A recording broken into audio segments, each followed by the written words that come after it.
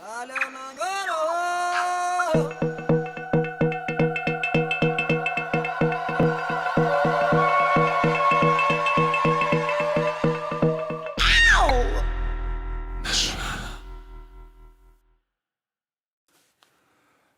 Dvora. Hi. Dvora. What's your actual name and stage name? You had different stage names. Yeah, that's a good question. Dvora Davis. Actually, Dvora Davis. I hate being put in boxes, but I am known as an established jazz musician, and then it was Dvora Davis, and it has been Dvora Davis for years. Dvora, my name came. I studied the Kabbalah for 3 years in London. Yeah. And I wanted to change my name. And there was this tradition that the rabbis, they give you a list of names. and so he gave me a piece of paper one day. I said to him, I want a new name. You know, some people go there and they ask for a name. So Dvora is the name you asked for? No, he gave me a list of names. Oh. And I looked down the list, and then I saw Dvora, and I thought it was very resonant, and I said, oh, wow, that's very powerful. And then later on, I found out she was the only female prophet in the Bible, and it's a very strong name. Mm-hmm. Dvora is Hebrew for Deborah. Yeah. So Dvora, that's Hebrew, Dvora, and Deborah, the English is Deborah, or there's a couple of spellings. Yeah. And so I was like, oh, great. And then I thought, okay, I need a stage name, because before then I was making dance music, and I wasn't really performing live. I was a yoga teacher and really into my yogi, and when was that? Making a lot of productions. This was, I don't tell you, I'll just tell you years ago, because I don't tell my age to people. Yeah, sure, just years ago. Just years ago. Some years ago. Oh, some. Some few years ago. Then I was making dance music, and so I wasn't so much doing a lot of live. And I started to really feel the need that I because jazz has always been in my spirit. I wrote a song, my first song, when I was 11, and I was listening to my dad's jazz. So I thought, well, I need a second name, Dvora what? And then I thought about Miles Davis, so I took the Davis from the Miles, and then I called myself Dvora Davis. Okay. And that's what, I have a website, dvoradavis.net, that's how people know me. Mm-hmm. And then it kind of, in Facebook, it's called Dvora Gala Blue. Then I kind of graduated and I got given that name by a very strange person. Gala Blue. Gala Blue. Gala Blue. Someone gave it to you, this name? God, I can't remember his name, but he has a website. If I ever find it, I will send you the link. This is a black guy that grew up in the fields, you know, in southern states of America. Yeah. And since he was 9, he claimed that he was being abducted, and by a UFO. He was written books, and then he was first he was communicated with by a guy, I can't remember the name, and he's written many things. He's had radio shows. I can't remember his name actually, but I will find it out if I. Okay, but it's like a public person. He's well known in this field, and well known. Maybe people don't believe him, but he's well known because since he was little, has written down the conversations between informations from these beings. Yes, and this one particular being, it has a specific name in his book. And then he got told that he should make this art, these passports for people, that when the time comes, they could go and travel. And he was only to give away a certain amount. And then when he's done passports. They're like they came from him, he kind of channeled. I actually got to know him through a guy called David Wolfe. Now, David Wolfe is really famous. He's really well known in the world of food, nutrition, cacao, ceremony, all this. He's very famous. He's got some books, How to Eat Pure and all of this. I've known some really kind of intense people. And we were having a conversation one night because he came to a place. I lived in Holland, in Amsterdam, and there they had this place called the Cacao Company. And they have big parties now in Amsterdam. And that's where he was doing a talk close by, and I had a conversation with him at 3 a.m. He told me about this guy. as well, and he pulled out this passport thing. So it's not. Pulled it out. He It was pulled. He had something in one. his He hand? had one. He pulled out of his wallet. He says, "There, let me show you." And I was like, "Oh, really? I want one of those." So I wrote to this guy and I told him I want. Okay, and how does it look like, this passport? You have it? It's downstairs in my bag. Okay. But it's a passport, yeah? It's a book? It's supposed It's to a be a document. little. It's a little thing with. It's supposed to be some symbol. But Yeah. if you have the symbol in your home, it brings energy. I've had it on my wall, and I made little copies. But I like the idea. I just thought I'm one of these people. I'm very open. Yeah. You know, I want to see if something works. And this name was Gala Blue, and he gave it to you. He gave me. So he said, I tell you what. And then he that's what he does. He writes this thing, and it's only for you. Everyone has an individual. David Wolf showed me his, and his was very, you know, and maybe I shouldn't be saying this. And it doesn't matter if he sees it. I'm not giving away information. David Wolf's We'll quite tag him, and he will be the first one to watch. Yeah, he'll remember me.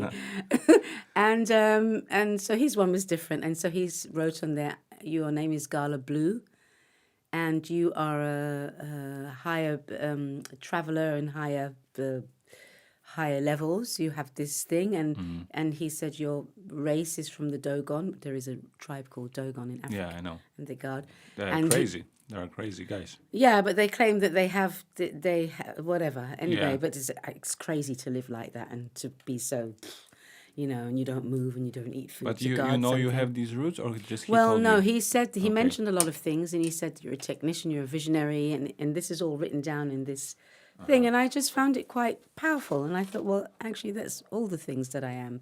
I am this spiritual being. I am an artist. I am, whether or not I'm connected with Dogon, I'm sure I'm connected with some strange African tribes. You know, there's some weird African tribes out there that that I don't know them, but I remember once I saw some pictures. Someone, if you look for very old antique pictures that people took of tribes in Africa, there is some ancient stuff that you think these people are not even from the planet. You know, it's one thing to see African tribes now, but if you go back in time where they first had photography and they filmed, these people don't even look like they come from here. Okay. You know, so there's all sorts of things I could be connected to. But anyway, that's Alright. just how did we get there? This guy was, his name was David Wolf? Wolf? Not the guy who gave me the thing. This David Wolf was the friend who showed me one that he Okay, had. this guy you don't remember. No, Alright, but I alright. can. I will find it. I will It's okay. find out. I It's will okay. find If out. you will find it, it will be important. We can put it in the Yeah, description. he's I can't remember. So his he's kind name. of channeler. No, he's one of these people who there are thousands of people who can tell you stories of their. Yeah, And psychic. there's some well-known in not esoteric worlds and metaphysical worlds who channel Pleiadians. I know someone. I've done a big workshop with her. She channels She's connected to the Pleiadians, but he was taken up into their spaceship. There are a couple of people, so he gives description of what it is like. Okay. And then he wrote books. But it was a business, or he was just doing it? No, he's written a book. He has been seriously that since he was a child, and he writes this down, and he wrote a book. But these passports are like, you have to pay? Or? Actually, I didn't pay for mine. No, I told him I tried to send him some money, Yeah. but it didn't work, and he said it was okay. It's a gift, so he didn't. I never paid for mine actually, and generally That's they were interesting. not. It's very interesting. Okay, it could have been a business, but David Wolf had one. Could have been a business, and it would be funny to sell Well, to sell passports to yeah, to it's only a spiritual little level. Yes, it's well, not the someplace. spiritual. It's actual physical. It wasn't the spiritual. What got to me and what I thought was amusing, it was supposed to be if they physically come here, and one day, and somehow you have this thing on you, they will recognize it as, oh, you're connected with this person that we've been communicating with, so we can you'll have permission to travel with us. I just finished a That's book funny. called Spirit Molecule. You know, this famous book about DMT. No, I don't really read many books about Okay. DMT. And there's one, and it was written in the 90s, and it was this guy who made the first research, like science research, a doctor, a psychiatrist, and he made this research on DMT in 1990, and it was the first one since 30 years in US, and he gave DMT to like 300 people in the laboratory, and one of the chapters in this book is about this UFO Yeah, because abductions. And he said he proposed an explanation that actually what people experience during these abductions is like late at night. Some of them have like just burst of DMT made by pineal gland. Yeah, okay, but and listen, because yes, they're exactly the same experiences he had during these experiments, that people were abducted somehow, like by DMT beings. Yeah.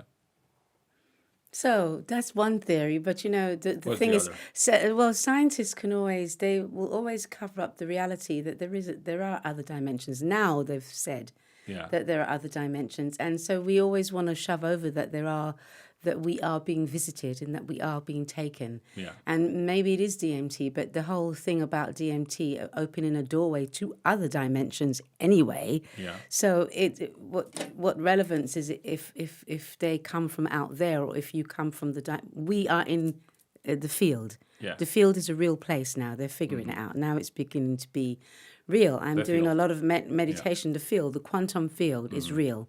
And this is supposed to be the real reality, and this is supposed to be an illusion. So when you go in there is no time, there is no barrier, and you can create what you want and bring this into this 3D dimension. So it doesn't really make a difference what he's saying. He's just denying that there are UFOs. Do we really believe that maybe that's their way of communicating? No, he's not denying. He was just it comes from the He was penal. just saying that for him it was like really hard to take into account that really the repeating situations of people meeting other beings during the experiment, and especially describing beings like UFO beings during these experiments. So he had to, of course, reevaluate his approach to life and everything. Yes. But this book is quite open. It's like, yes, it's interesting. He's on your side. Is it? Yeah, okay, because maybe other beings from outer space communicate. Your pineal gland. Yeah. Okay, when I do this pineal gland meditation from Dr. Joe Dispenza, I don't get visions like a lot of the people and healers that I work with when we're doing healings in the field. Yeah. And some of them have these. I don't, but I feel vibration, and I certainly know that I'm connected to them. Okay. And but I don't get the visions, but I do when I enter the pineal gland, and he says, enter this chamber, there's always somebody comes in there, and it's this woman, and I try not to force this vision that I'm not making this up. And so how this pineal gland is like a transmitter, and they travel in different ways from we do. They can move through time and space. They can materialize. Look, if you read the autobiography of a yogi, you know, he was walking through walls. We are already higher level beings, but we are in this dense field, and so we don't use our power. So maybe the aliens are communicating. The other beings, higher beings, communicate. Or beings from alternative. Yes, alternative dimensions are communicating through that, because that's what that is, and that's why it's been kept. It's kept down, and we don't have the knowledge of what we have. Look at remote viewing, and that they're admitting, the FBI and all of this, that they do this kind of stuff. People we can remote view and see without our eyes. So it's all coming out now. It's quite a fascinating world. I'm very fascinated with. But I as of believing of, I do feel that we are being contacted, and we're not alone. It's not possible for us to be the only species. So we are really, we're really quite not ancient. I was trying to look. When you live in different countries, I lose my words. But we're really quite crude. That's the word, in a way. Crude. We're quite behind in what we do. What if you think, and now it's coming out, people who heal their bodies or internally self-regulate, which is what I've been working with for myself for the past 4 years, and really beginning to realize, shit, there's some other energy, and all of these things, we're not using our power. Let's make a stop here. And you like to talk, I like to listen. So just could you talk about your childhood and like where you're from and blah blah blah, just to like bring people who are listening to it to the point, like. My child? No, I don't really want to talk about my childhood. Not childhood, but just like, It's a bit personal. You were from London and like, I'm from London and I'm from London. I lived in, I grew up in Hackney. Well, I was born in Hackney and I grew up in northwest London. Mm-hmm. And I've been sort of living on my own for a long time since my youth. So I don't have this experience of, I'm quite an independent soul. Mm-hmm. But I grew up in London. But you're in Berlin since 6 years? 7? No, I've been here for quite a while. Yeah, how long? A long time. No, and before that, so you're going to have a cryptic interview. I'm not your everyday person. I'm sorry. No, it's like I'm just trying to sketch some kind of line that changed at some point. I've been here for a few years, and then before that I lived in Amsterdam. Okay. And I lived in Spain for 1 year. Yeah. I lived in California for a little bit. So you were like a 200 years old sorcerer. I am indeed. Shit. No, you got it. That's why you had to take me out of the other conversation, because I can go quite deep into things. Because yes, I'm actually quite 200 years old. I'm an old soul. Yeah. So to kind of flit it out, I was born in London, and then I started traveling to other countries. When I got married, I went to Jamaica, and then from there I went to New York to live for a little bit. Then I came back home to England. Then I I need to go somewhere else to live. I lived in England for a while, and then I went from there to Amsterdam. No, I went from there to Spain for 1 year. Then that was too much. Too much of what? Costa del Sol. Huh? Costa del Sol. Costa del Sol. Okay. Nicknamed the Costa del Crime, and full of I'm not going to comment because it's not. I'm not going to judge people, but it was it's not a place to settle. Very beautiful, but full of sort of rough party people, and it's become after a while not an environment I wanted to be in. So I went back to England. There I kind of made some change. I started to realize that my path is music. So before you haven't been singing? I was more into. I knew I wanted to, but I kind of took a different course in life for a little bit. Because I was doing music since I was 10, listening to my dad's jazz when I was 8. Your dad was jazzman? No, but he had a lot of jazz albums. Okay. He had different things. He's Jamaican, but he had a different taste in music, a lot of jazz. Okay. And then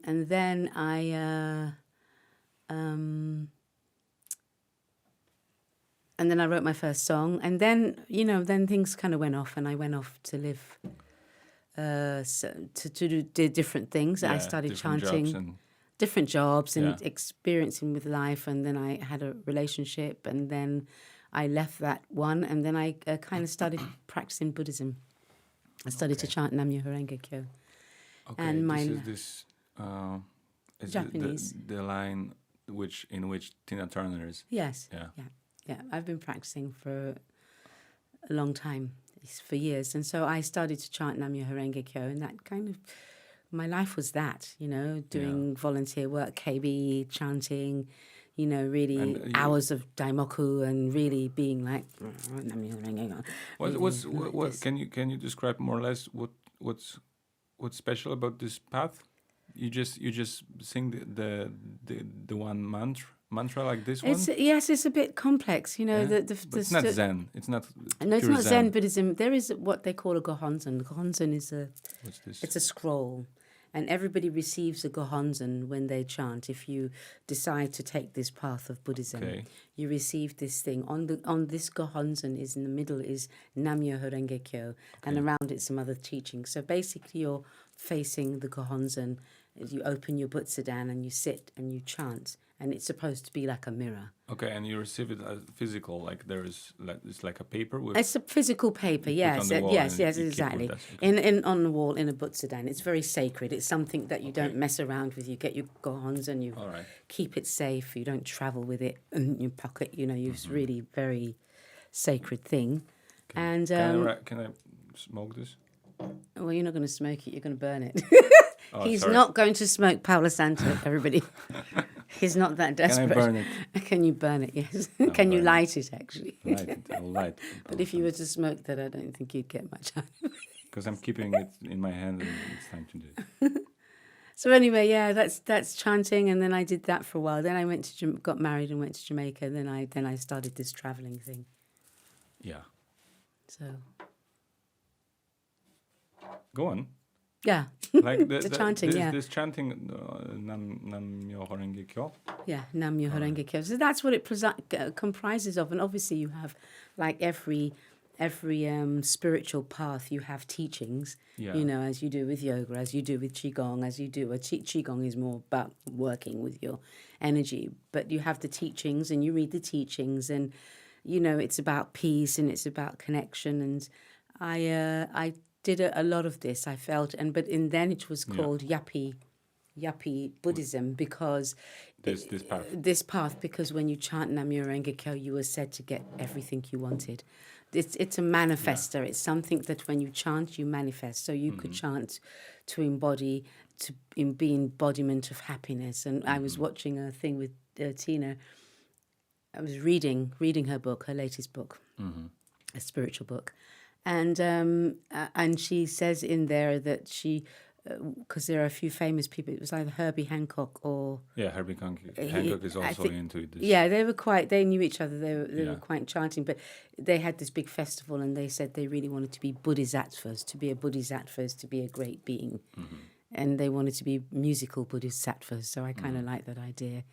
I still have my third Gohonzon that I have. I have an altar, but there is a story behind me not chanting again for the third time in my life. So yeah, this is this Buddhism, and when this was like opening for you, and you kept it for I chanted for 8 years, and then I stopped, gave back my Gohonzon, and then I kind of returned to it twice. And this last time in Berlin, 3 years ago, after this major thing in my life, 4 years ago, 4 years or something ago, I thought I need something, so I started. I got back to it. I went back. I went and got Gohonzon, but then something strange happened to me, and I discovered Dr. Joe Dispenza, and discovered more about the quantum field and being able to manifest your things for your life and change and heal your body. And so it's not seeking outside of yourself, but realizing inside. And then there I was. I opened the Butsudan, and he came into my life when I just got this Gohonzon again and I'm sitting there chanting. Then I thought, wait a minute, this is not right. That's a paper. I couldn't anymore associate the scroll with being my spirituality. Not after all that I've learned and studied. It just didn't make it. And what Dr. Joe was teaching me about my own power inside of me. And in the field was no longer productive to sitting there chanting. I couldn't do it in this moment. I love chanting. I'm struggling with it because every day my Butsudan's there, and lately I want to sit down and I'm hearing a ko, but I had to sort that out. This has gone on for 3 years. You can just do it from time to time? I've decided to try, and I'm walking back in, but not on the basis that, because it's a... Now because it's just a tool, yeah? It's just a tool it's for a you tool, to... Exactly. So, but I needed to see that for myself. I needed to say that to myself firmly. I have this power within me. And now the tool is amazing because they're beginning to find a lot of studies about brainwaves and changing and DMT and all of these things. And when you chant Nam Myo Horenge Kyo, it changes your brainwaves, which is what Dr. Joe's into. And he's also into the power of the heart. So he started off as a brain guy, a neurologist who had a miracle for his own body, his own healing, and he was in the film What Do Bleep Do We Know? It's a great film to watch. He was the first the person in this film to do a lot of the talking, and then he went on there to realize the power of the field, and now he does these huge workshops where he teaches you about your power. He's got books like You Are the Placebo, Healing Yourself, the power you have to manifest. Okay, and his name is Joe Dispenza. Dr. Joe Dispenza. Joe. Yeah, Joe, and then Dispenza. Dispenser. Yeah. Okay. So that's my path, and that brings me to here. So now I'm staring at my Butsudan and going and feeling like I want to chant. Even this morning I woke up and I... But you're chanting all the time. I'm chanting all the time. Indian. Streaming, chanting. Exactly. What are you chanting? Many things. The 3, I'm about to record another 3 next week. And I decided I want to do it. There's a famous guy called Krishna Das. Krishna Das is a major person in the world of kirtan.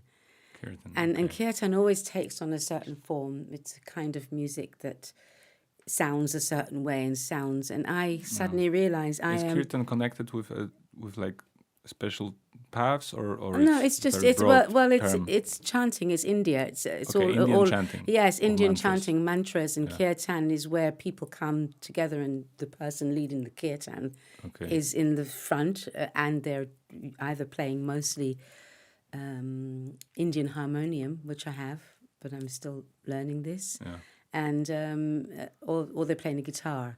Yeah, and tablas are around them, but you don't have to. Generally, there is a tabla player, or there could be somebody else, but there's a central being, and this person is leading with the.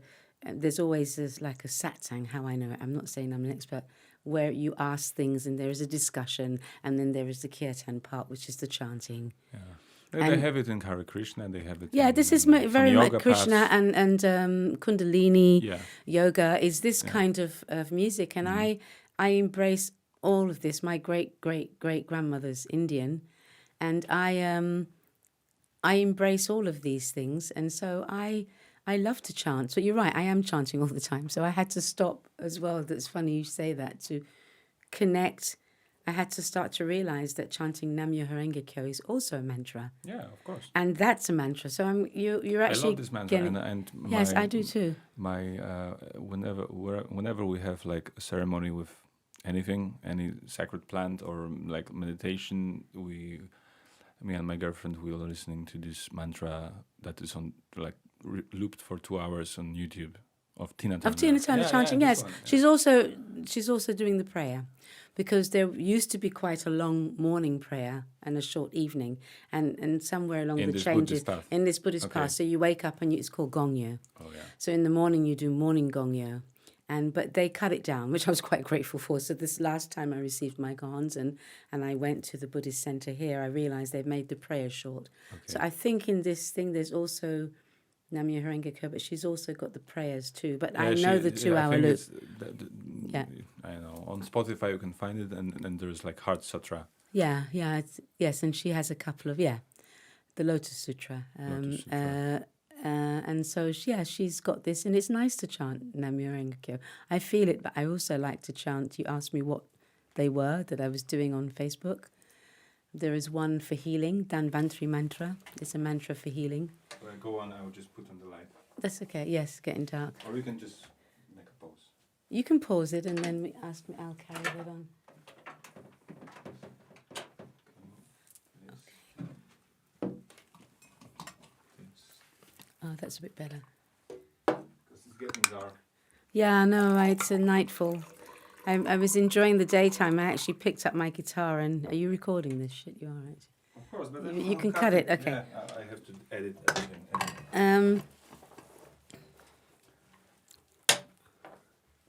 everything. No, I like to make music. Anyway, back to where was I chanting? So yes, the Dhanvantri mantra. I liked it because it's about healing.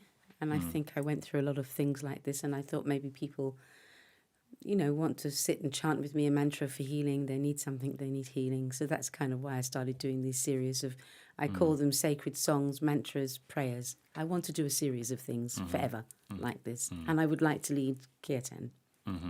So I'm not one to play my guitar. I'm not a guitarist. And I started to break that barrier down in the lockdown, and obviously recovering myself from this bouts of two physical upheavals.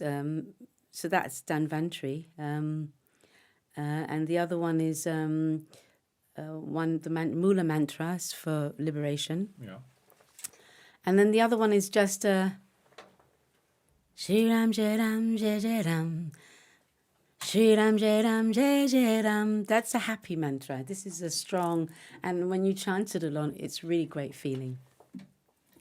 Okay, so those are the three that you see. So I picked, and the Lord's Prayer. Sorry, Jesus is the Lord's Prayer in the language that Jesus would speak in, which was ancient Aramaic. Yeah.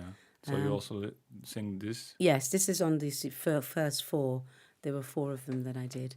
And this I did. I sung. I learnt it phonetically, and because that's his language. He didn't speak in English. Yeah. The Lord's Prayer is a translation of this. The other ones are Sanskrit. This the other ones are Sanskrit. So there you have. And Nam-myoho Renge-kyo is Japanese.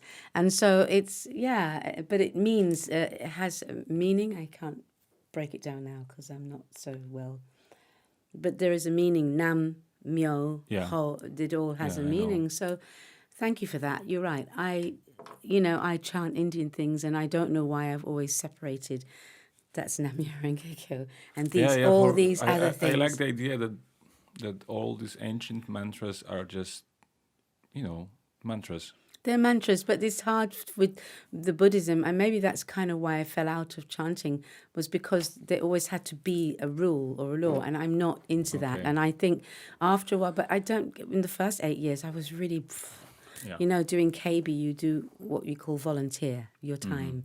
And so I was always in Richmond, in London, at the desk, doing KB, taking care, going on these meetings, retreats, and I was really involved with and doing study meetings where you come together in groups. You have each area. This is all over the world, each area has a team, a leader, and then you go to meetings. Like all paths, they have leaders, they have groups, they have holidays, vacations, sessions, meditation retreats. I fell out of it though. Their own ways of looking at things. They always say the other group is a bit, it's a bit different. Yeah, we are here like that, and they have this problem. Blah blah blah.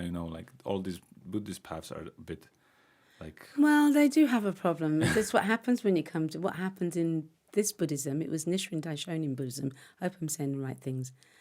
And then when I stopped practicing and went away, I had the original Gohonzon from this section, which was, and then there was a split, and then it became the Soka Gakkai.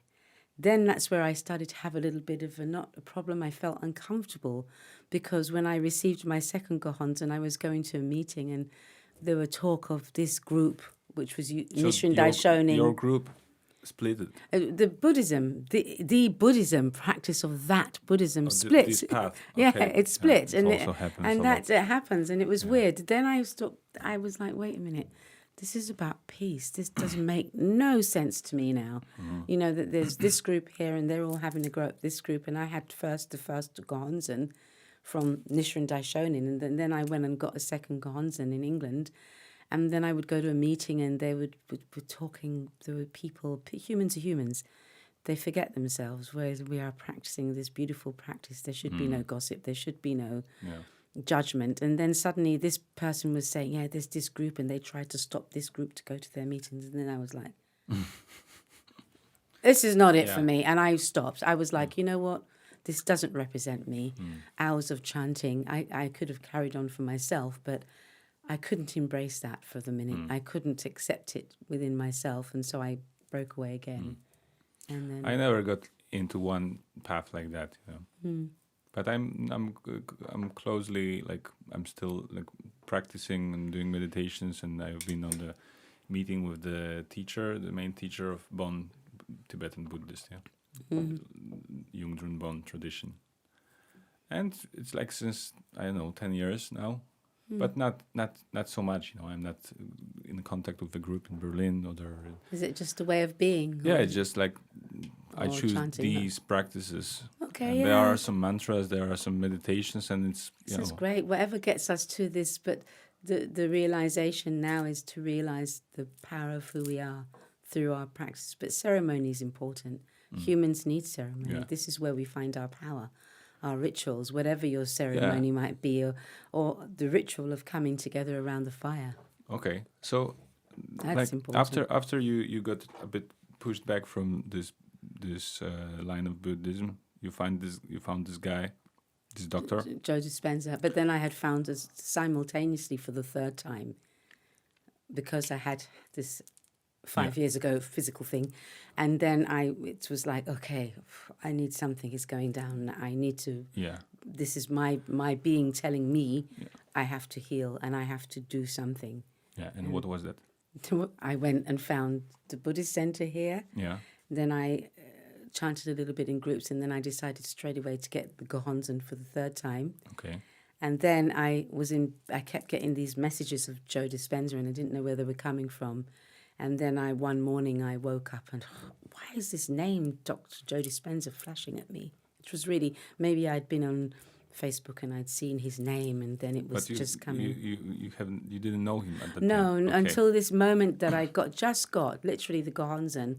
And then I remembered about 2 days later, but it had been, I kept seeing his name for maybe a month or so. It was just coming into my view. But what I was heading to is like you used to practice some traditional path, like ancient practice, and made in a way now in a path, in some kind of group and everything movement, and you found something which is more scientist and more closer to you, more something. No. This is because I'm such a spiritual being. No, what I liked about Joe Dispenza is that he's a very spiritual being, but he took the instead of calling your chakra to freak people out. Oh God, chakras is this esoteric stuff. Yeah. He calls them your energy centers. Okay. And he takes all of the stigma, like raising the energy to go up your spine. It's Kundalini. Yeah. For Dr. Joe, not. And he needed to do that so that everyday people didn't suddenly go into a box. But he's a scientist. Yeah. And that was his beginning. But his beginning came because he had some injury where he broke his spine in several places. And he was faced with, what do I do? Do I have this major operation? Do I continue listening to people telling me I'll never walk? And he had to go into hospital, and he didn't. And the long and short of it was, he healed himself. Yeah. He laid there and went out of hospital and healed himself. And then he thought about what did it take to do what he did. And then he started to study about the brain, and then it grew and grew and grew. Yeah, so he created a method. He has a method and a way of... Right. And recently he's gone more from the brain to the heart, which is my thing, because I do a lot of... there is a very sacred thing about the heart and doing this, linking this meditation, the heart and the brain together. I practice this every day, and I've taught a lot of people to do it because it's very powerful. So what to do to open your heart? What do you have to do? Well, actually, the heart is not just a organ. Yeah. It's actually has more electrical current than the brain. Yeah. And when the saying that you should listen to your heart, this is real, because your heart is communicating with you. Yeah, it's like a part of the brain. It has a little brain inside, there's a saying in the Bible, when the two become one, ye shall move mountains. And when you start to decipher all of the stuff in the Bible, what that meant was when you can make your heart and your brain work together, something happens. We get to the bottom of explaining. And also your heart is emitting a field. Everybody, this is science and spirituality. Your heart is emitting a field. Mine now with yours is mingled because we are in front of each other. And this can be picked up from space. And it's a toroidal field. So your heart is giving this. And if you think about... So the thing about opening your heart, if you close your eyes, place your hand on your heart, and start to breathe slowly, something different happens. You shift.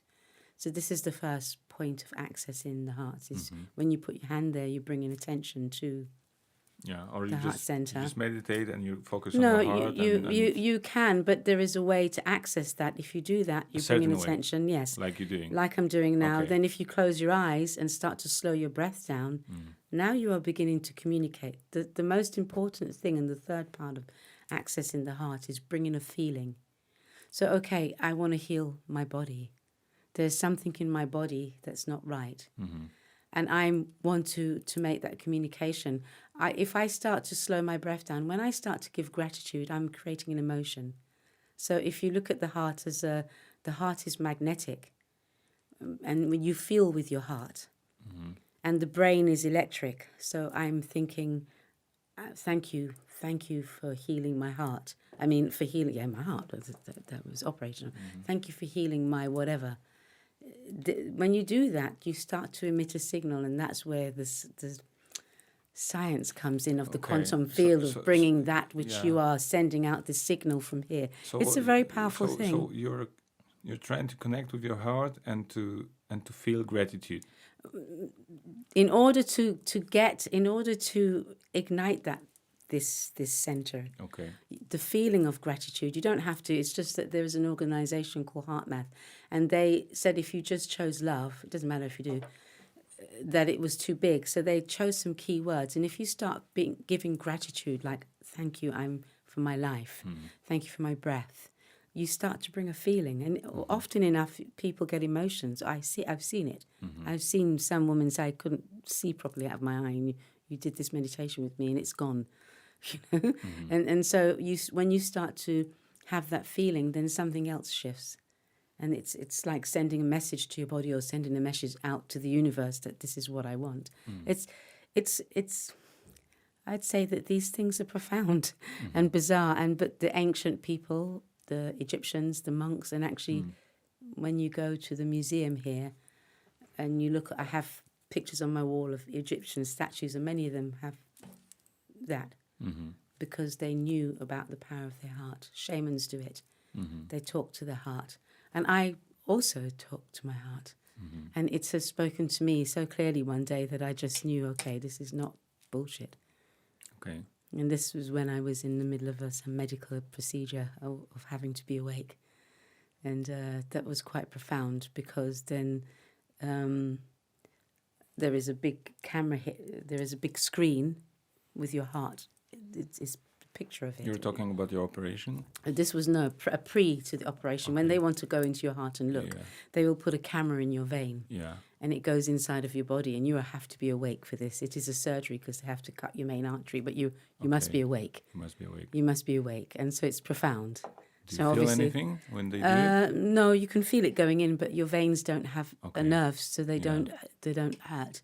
But you can feel this camera. Can you tell us something about your condition? What was that? What was that? I have a broken valve. Valve. But that's not, you see, hospitals are funny things, because that you go in there and it's your heart, and so they want to make sure that everything else in your heart is okay. Yeah. So it wasn't so necessary to do that, but they do that to see, because they want to see if there's something else going on, i.e. your veins are things and blah, blah, blah. And so that is a procedure. So you go in there and, okay, yes, you've got a broken valve. So now we're going to prepare and we're going to have a good look at everything. And you lay there. And I lay there and my heart went, and this was real. It said, "Are you okay?" And I didn't want to look. It was too, for me, I didn't want to see my own heart on the screen. I could feel inside. It. Yes, you could see your heart. You could just see it. And you see the shape and you see it. And you can feel that camera messing around. And so I have my archangel. I call the angels always. They're at the end of my bed, Jesus and Archangel Michal. Yeah. And they're there. For me, this is real. Yeah. I have a discussion with my friend. They're as real as anything. I call them, they're there. So I'm breathing. Then suddenly the voice said, "I'm okay. Are you okay?" And I was like, "What?" I said, "Yeah." And then it said again, "I'm okay. Are you okay?" Every now and again it was reassuring me, because they were looking at my heart to see if there's something wrong. Okay. So it began to clearly. Your heart? This was my heart speaking. I swear to God, it was very clear. "I am okay. Are you okay?" In other words, are you chilled out? And then I said yes. And then suddenly I was like this, and I was like, and I could see that it was okay. Yeah. It was like this weird, and I could see and I thought, you've just been communicating, and I was like, shit, and yeah, you're actually okay. And the minute I said that, the minute it stopped, and he said, "Oh, everything's all right with your heart." This was because I looked and I could see. It was like, I'm not a doctor, but I could see. I was like, wow, look at you. You're absolutely fine, you know. Okay. And then this. So they operated you, or not? They operated? Yes, they did, because it was not my heart. It's my valve that's broken. Okay. This is something different. And when was that? Not so long ago. Yeah. No, October. Wow. So I've been in sort of lockdown. I've been going through that. That's sort of to be in lockdown, to be in your house with your dog. Well, part of the time, not with my dog. Yeah. Recovering and then this operation alone is like, okay, I'm going to go through it, Spirit. This is what you want from me. So now I'm going to change. And I have gone through many things from, I started studying Qigong and, you know, playing my guitar to having my dark nights of the soul occasionally. But this is where I'm telling you, this is where I start to learn about the power of who we really are. because I'm there. And so all that I've learned, I'm bringing it in now. And I'm going, okay, I didn't take painkillers. I recovered very quickly. They said, I said to the doctor, we should tell that woman she needs to go home. I'm like that, you know. My friend came, he was there in intensive care, and he came back 3 days later and was like, what? And I'm like sitting there like, get me out of here. So this was because of some practices you've been doing there? You think so? I think it's because I recognized that inside of us, it's vast. I can't even begin to tell you, but there's something inside of you. So I communicate with my heart every day, give gratitude for it. I link these two together daily. And I'm in the field daily. This is my practices. But how does there it is look, something like, inside? Practically, like how your routine looks like? My routine? With this, how do you do it every day to contact with your heart? Like in the morning when I wake up, when I'm moving around, if something is going on, when I'm doing qigong, my heart is open. So whenever you can. Whenever I can, but the morning is when I wake up and I access my heart, because when you begin your day like that, or before I practice qigong, or just whenever I'm learning to do it. And it's as simple as that. That's what I teach my students. Yes, you just connect. You will know when you're opening your heart. You will feel it. You just have to. You can, after a while you've been doing, you don't need to put your hand there, because if you start to connect with that is, you will feel it, and you will affect somebody around you, because people will walk past you. And when the time of the first lockdown, everybody's in fear, I was just staying in my heart, because I also had to stay in my heart, because I'm also spiritual. I'm a believer of overcoming everything, but and I don't try to live in this COVID world. I'm there, and I know it's real. I've got my mask, and I had I've had some serious shit going on in my life. And actually, at the beginning of the COVID last year, I had some virus that knocked me off my feet. I had 2 physical things last year, and who knows if that wasn't the COVID, because it was at the beginning. But I don't live in that world. I stay in my heart, and I live in the other dimension. That is, everything is really cool, you know, and I move around in it. And sometimes I am a human being, and I do wake up and have some fear, but it's not helping me, and I can feel it in my body immediately. Then I access my heart, and I do a lot of... through Dr. Joe Dispenza, he started working with coherence healing, which means just placing your hands in the field of someone and not saying heal this person, but just changing their field. So I do a lot of that, but distant. And there we access our heart. Before we begin, everyone's listening to the same audio, and this is opening your heart. And then you go into the field and you sending your energy to this person. So it's a practice. What do you think about this? Why actually we got an illness or a condition? Like sometimes you're fine, and suddenly, let's say in few months, like you had this strange virus that knocked you out, and then you had this condition with heart and everything. And actually, what for? As a spiritual being, what do you think about it? What do I think about it? First of all, there are things you need. It's emotions.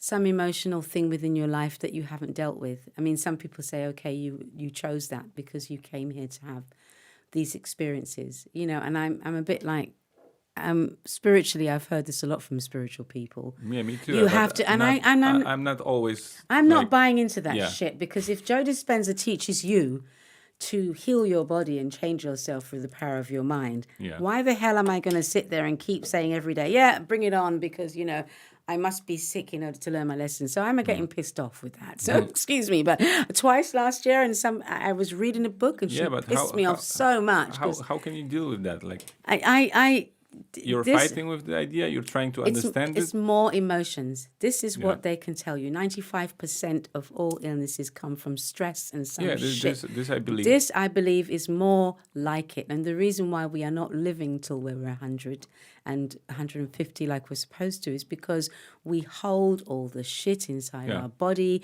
and we react, and we have learned all of this the hard way. In relationships, we react to each other. We hold anger, in your grief and loss, and it's all inside of you, and that's more like it. So when I'm very spiritual, but I am getting fed up with it. And when you've been through physical shit and you're reading a book and someone says, yes, or you're listening to something and it's like a recording and they're all saying the same thing.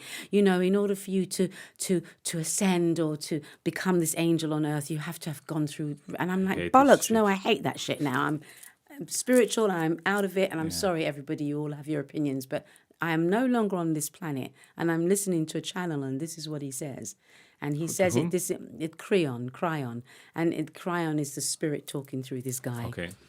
But he says this, and I laugh at it because he says it's rubbish. And no, you are. It's not. You don't have to suffer to get to this point. I prefer that, And there is a.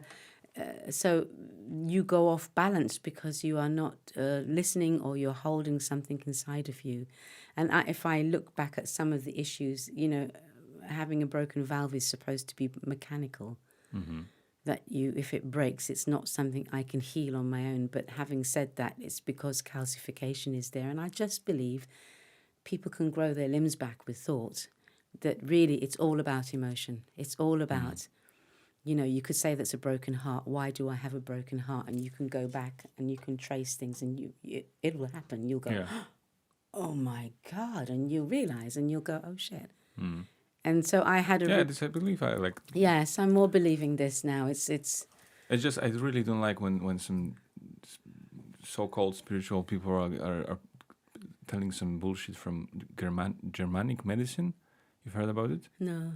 It's like this way of explaining your illnesses. Like, okay, if you have a cancer of the brain, it means that if you have a cancer of the eye, it means you don't want to see something in your life. They have these silly explanations for everything. Everything. No, I don't. No, it's too complex. We're too, and all of these things. I mean, it's all boiling down now to who we really are and to the power of who you are. And balance is just come because you're not in balance. Disharmony comes because you're not in harmony. But do you know someone who is in balance? People do. Yeah, of course. I feel like I'm beginning to be in balance. Yeah. It's about being the self of your own, being in charge of your own internal technology. And how are you going to regulate is just by doing these practices every day and by being aware. Of course, you must be. Yeah.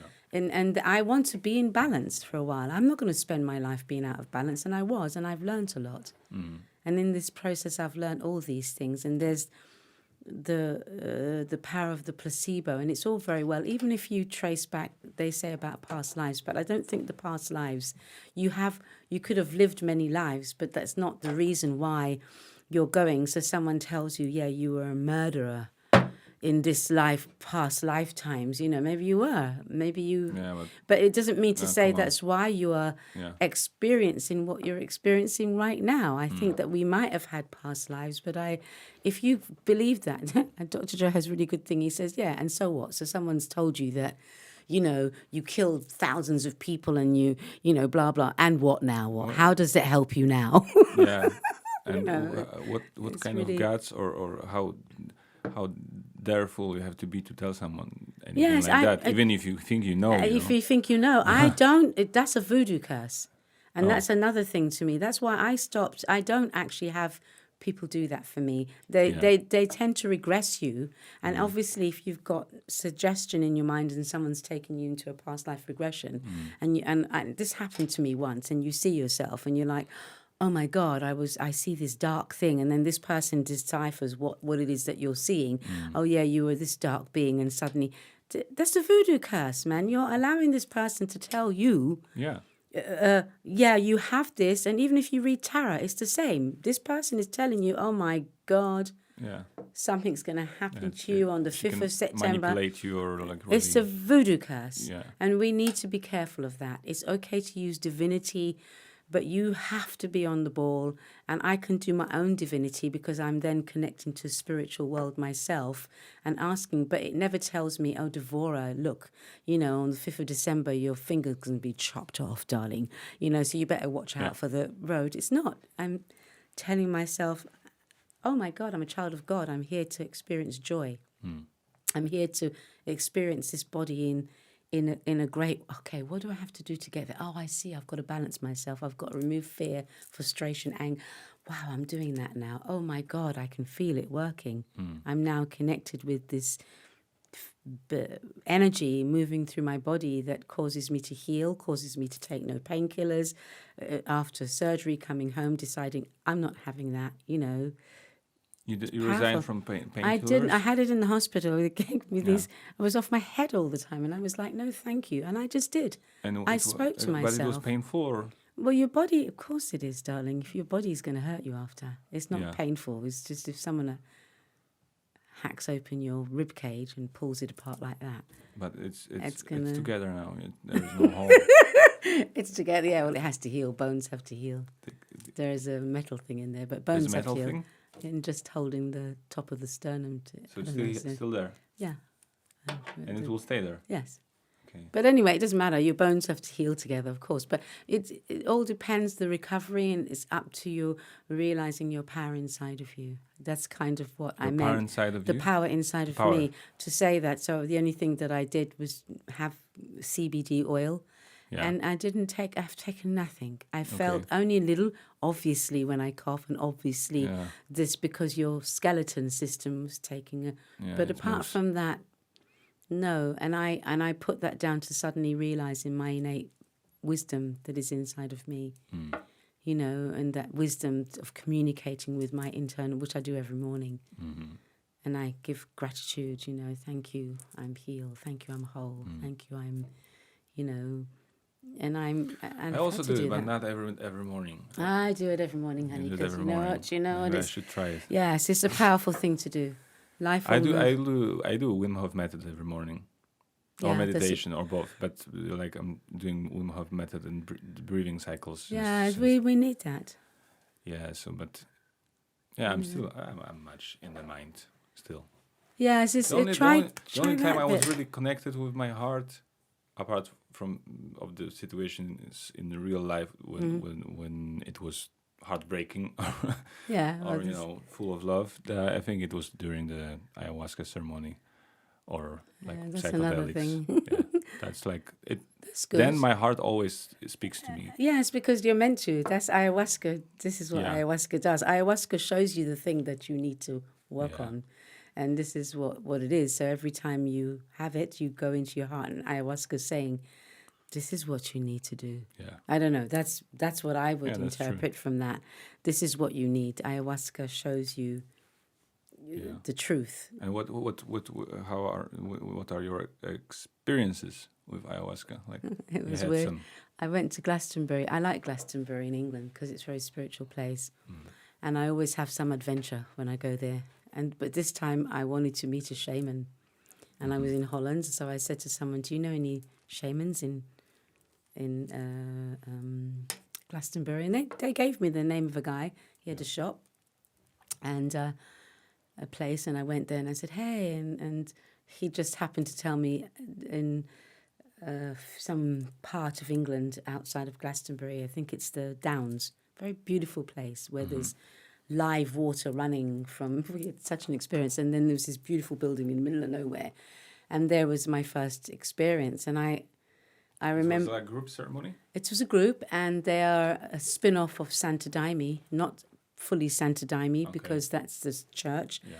They had white, and they were singing the Daime songs. And Daime songs are from Santa Daime, for the music that is played traditionally in this. They have songs. Santa Daime is like Christianity with Christian? Not really. No? It's their own sort of religion. It's spiritual. It's but it's a mixture of... It's a mixture of things. I can't really put my finger... Yeah, that's the original church, Santa Daime Church. And they have a church in Holland because it was legal. They made it illegal, but they won their right again, I think. But these was a spin-off, and it was very beautiful energy. You know, you walk in and everyone's got their fluffy blankets and their white things. I love ceremony. I'm a ceremony person. Yeah. You know, I'm quite pro-fiat myself. I've got my little bed and my fluffy sheet, but I wasn't planning to, so I had to get these things. And they have little mattresses, and you get your space and you settle down, But we were in the middle of somewhere very beautiful, so this also helps to be in nature. Anyway, we're in this beautiful building. There's a good few people, and the ceremony starts, and then he talks about the fear of, letting go into ayahuasca, that it's heavy. Sometimes you might think you're dying, blah, blah, blah. And I was like, oh, great, I know. The fear of death. Yes, okay, I'm going to have the fear of death experience. And it's just, for me, that was just my first thing. You're a skeptic? No, I was just thinking that's what he was having this talk, and it was freaking me out in a way. And I was like, oh, great. I'm going to have to face my fear of death. Thank you very much for that. Directing me. 3 days. Yeah, thank you very much. So I didn't think it was necessary to do that. But having said that, maybe it is, helps you. Yeah. So we go through the first ceremony, we drink. It's very beautiful, soft lights. And then suddenly, you start to get the effect of the ayahuasca.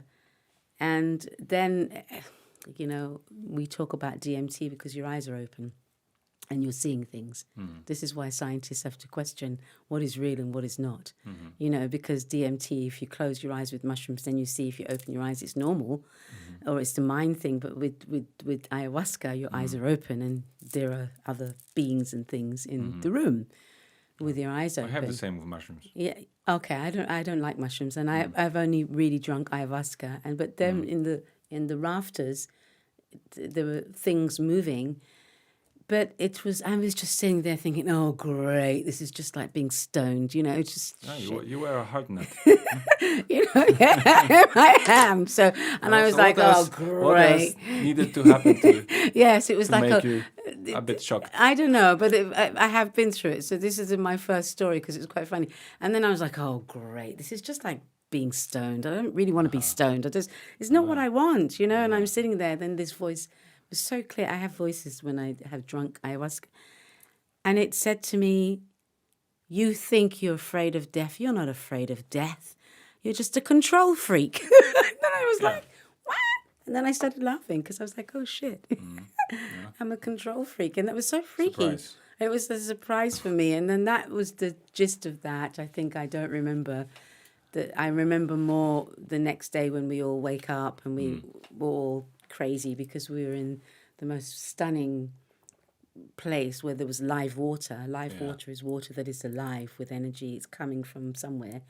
And we were all laying on the floor in the snow drinking this water, and we were just like children.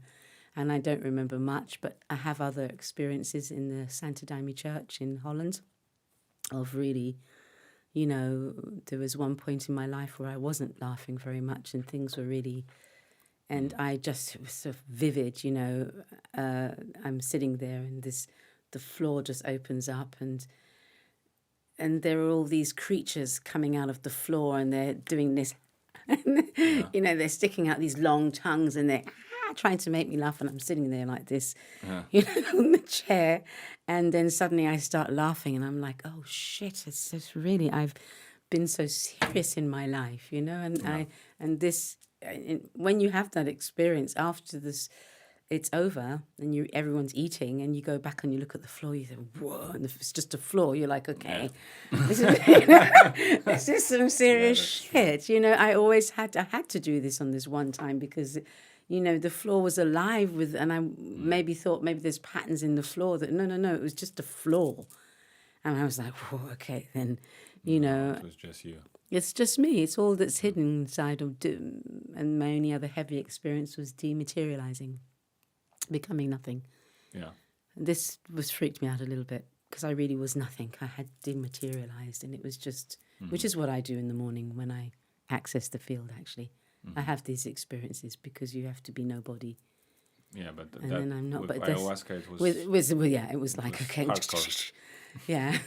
And what I studied, one thing before, I found, I've never talked to anyone about it much, but what I realized is that, I think people have talked about this, is that we are all experiencing sometimes the same thing in ayahuasca. If you're in a group full of many people and you go through this wave in ayahuasca where it's like, and they're playing this music, and then when you go through that, I've never vomited, by the way. Yeah, I mean, I've never taken enough. But I wanted once, like Yeah. I don't like the whole. I drink enough that I feel I want to experience, but I've never been the purging. No, me neither. person. But I just felt that I should. Maybe I should. And No, it I was think. Yeah, I was okay. like, oh, maybe it's not so good that I'm not purging. No, I you know? don't think you need to. I think it's not. Maybe purging, I don't know. I just never thought about it like you did just now. I just decided that I didn't particularly want to spend my night vomiting. Yeah. So, and that's maybe I put that in my head, so I don't. But I watch people. Yeah. And I study what happens in the room. And I realized that when I was having a wave and everybody was, Yeah. everybody was doing it. Yeah. I We know. are, because something is happening that is not contained inside of us. That is entanglement, that we're all together and we're all experiencing the same thing at the same time. This Maybe not the same thing at the same time, but there are waves that are certainly going through the room. certain energies Yeah, going through. through the room. Yes, this much I know in ayahuasca, and But also you're a woman, and your intuition is Yeah.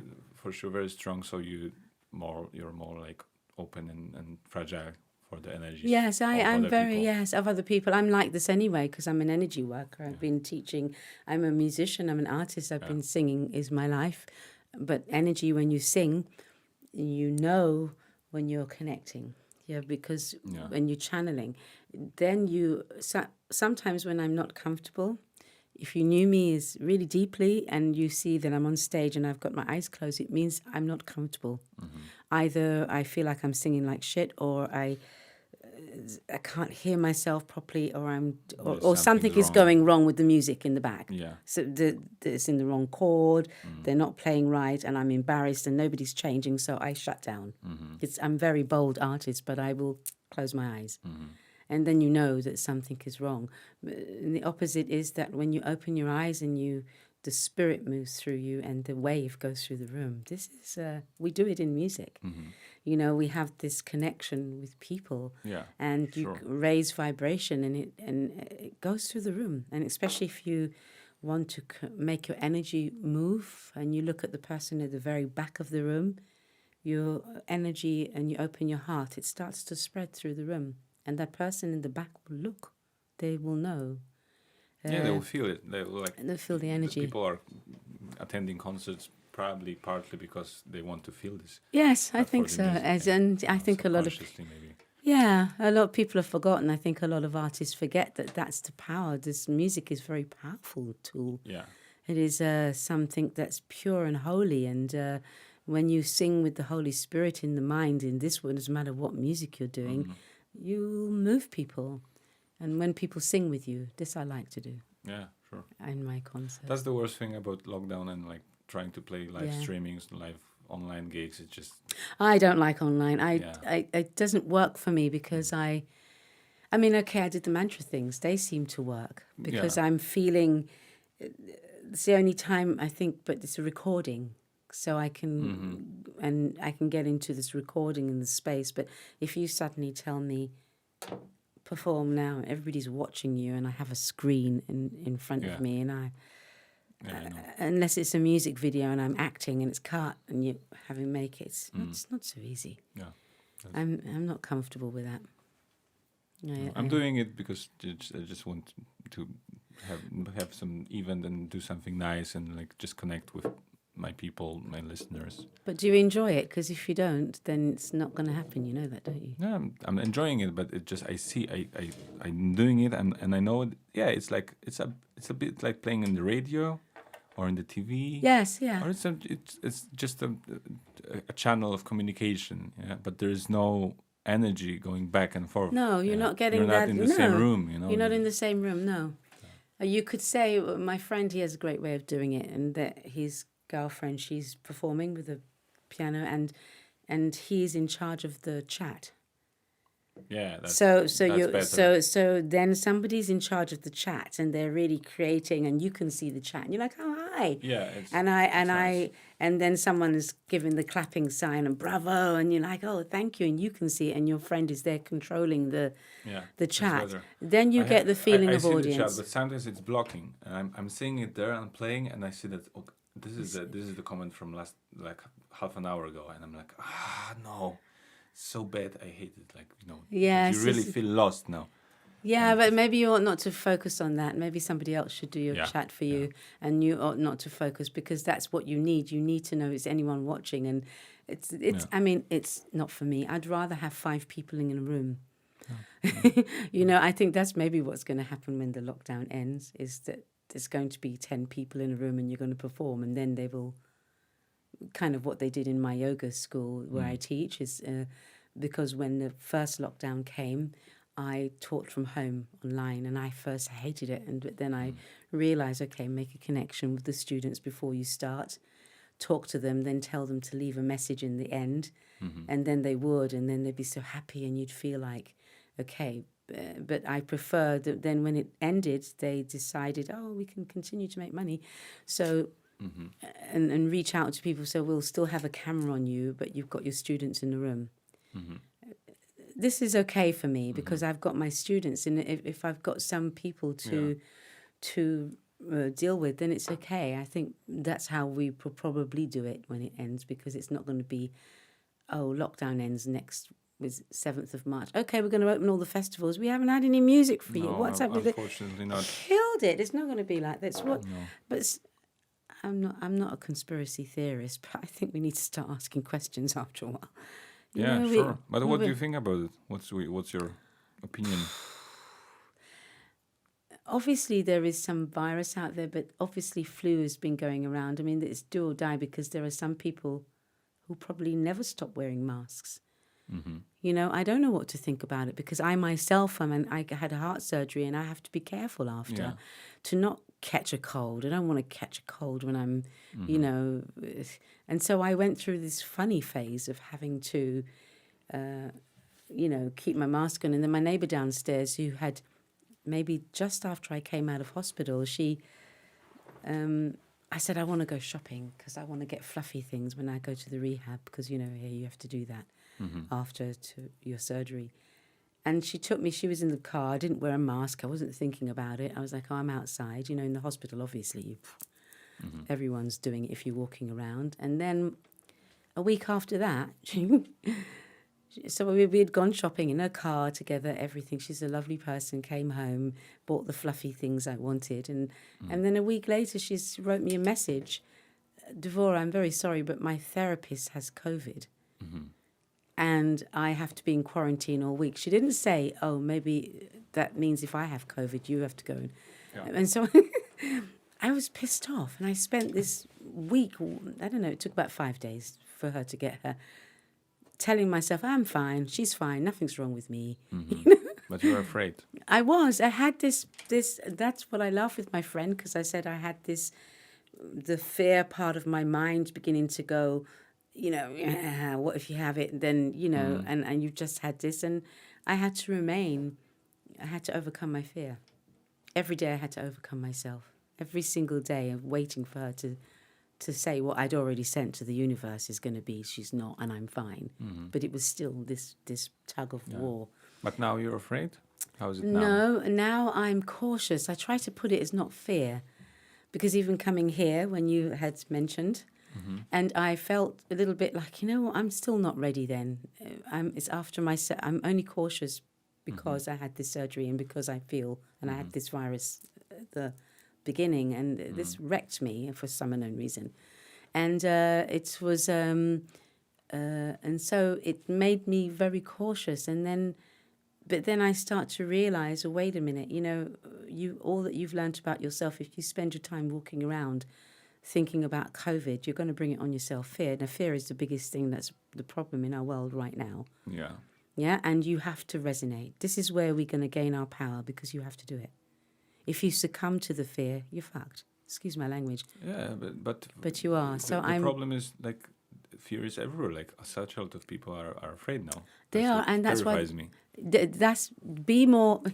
Someone said the epidemic is fear itself. It's not even COVID anymore. It's fear, and that's what I'm saying. So I can't allow it to. Now I'm resonating the other way more and more, and less with the mask thing, because now we've got this letter in the post box. I don't know if you got one. No. And the government is a big write up, and the government says you can now go and get 10 and I got mine FFP2 masks free from the apotheker. Yeah. And I walked in there, and lo and behold, on Sonntagstrasse, there's a big box waiting for people like me to come in. So they're giving us more. And I'm like, when is this going to end? You know, now I begin to think, wait a minute, okay, there was a virus. And I think that the virus has ended. And there is either in this country panic, because how is it that in some countries they're getting on with their daily life, the gyms are open, everything's open, and this is in Europe. Yeah. You know, and then we're here and they're saying this, and then London's really bad because London is full of fear.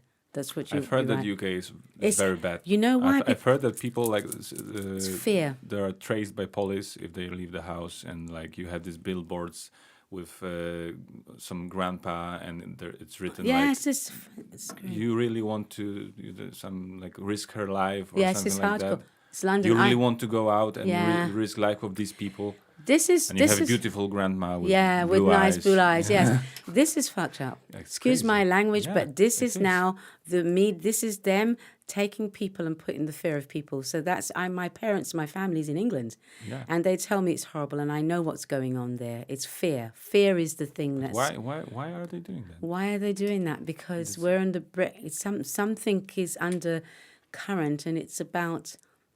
We cannot give up our power anymore as human beings. These are our rights, really.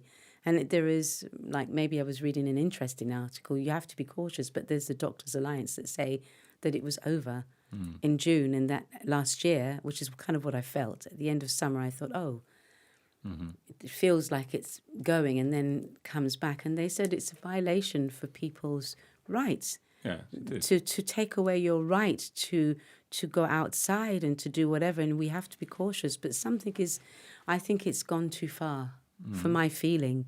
Yeah, and I think so too. I feel it's gone too far, and we're being told not to travel, not to go here, not to do this. I mean, people are traveling, so I think whatever's been said is I know someone who's going to Spain, and someone who's gone to Italy. So it's not like people are not. Maybe his family is there. I know. Yeah, you can. You just need quarantine after. Yes, exactly. It will mess your holidays. A holiday up, so you don't go on holiday. If you still have money for them. Yeah, exactly. So it's kind of, for me, feels like a violation of human rights to not be able to move, to not be able to go and do things freely anymore. And now this is exactly 1 year, and I'm getting a letter in the mail saying, we're going to give you masks free. So what are you telling me, that I'm going to be wearing this for another year? Yeah. And something is when you look at India, I have the owner of my school is in India, and every ceremony he sent me, people are dancing like this, and they're no COVID together and getting on with life, you know. And someone said that to me. They mentioned because they don't give a shit, and I'm like, well, no, it's not happening. They're not dropping dead on the streets. They're getting on with, because there's always been some virus. Yeah. I mean, for goodness sake, there was the AIDS virus, you know, and then there was Ebola, and is it maybe it's because people they don't want to accept the fact that you can die of an illness. They prefer to stop the economy and but that's suicide. What I'm saying. There's a bit more to here than going on, because you look everywhere I turn now. This is not to. I don't want to focus on it, but things are closing down. So everything is closing. People's businesses are going. Whether you're in Prenzlauberg or whether the shops are shut, it's gone. The windows are empty because they cannot cope anymore. So what are you doing to music? Yeah. Music is a very powerful thing. And if I think that people can get on a plane, why can you not open a theatre and allow people to sit 1.5 meters apart, like that aeroplane that's crammed with people and masks on? Even tell them to put their mask on. Yeah, or supermarket. You know, and so it's something is when music gets and culture is taken out of an environment, this is not going to last long. So people, I think that we are on the verge of some awakening. You think so? Yes. I don't. Tell me about it. I don't know. I don't think. I wish you're right. I'm. You know what you can do. You have a choice. You can either carry on believing that it's all going to pots and that we're being controlled, or you can, if you think about the power of who we are, you can just begin to realize that this is an awakening, and I have to wake up. And this scientific fact that if I do this, I will affect something on the other side of the world. Science has proved that. Whatever. This is an organ. I'll tell you what. Anyway. Okay. It's an organ. But so I believe we are awakening, and I feel it in myself. I've overcome a lot of things. I've regulated myself, and I'm seeing things happening in synchronicities, and I'm part of some pretty cool groups of people who heal and do coherent things, and who, you know, I feel their energies and entanglement, and reading a book about Richard Gordon, who through you said love. You don't read the books. Come on. You said you don't read the books. I don't read books. I put them on my Kindle audio, and it speaks to me. All right. Yeah, it's good. It's much easier, honey. Then that's how I got through the autobiography of a yogi. You think I could have done that if I'd sat there and read that? Yeah. And so every morning when I go around, I put it on, I click the speech text, and the book's read to me, and then I'm like, whoa. It's Kindle. Kindle works if you download it doesn't seem to work on my mobile phone, but if you download from Amazon the Kindle app to your computer, when you open the app, there is in going to tools, you can do start speech text, and the book will be read to you. Kindle app. Yeah, Kindle app from Amazon. And then you have to download app like Kindle book. Yeah, but no. You want to buy a book. You go and yes, you got German. It says if it's in German or not. Okay. It all depends, and so obviously if it's in German, it's going to speak to you in German. And then you just order the book you want, zack, and in 2 seconds the book is in your Kindle on your computer. You just have to resync it, and the book is there. It's fantastic. Cool. I've been reading some mind-blowing things this way. It's like, wow, now I'm like this. I'm absorbing a lot of information, and so that's the way.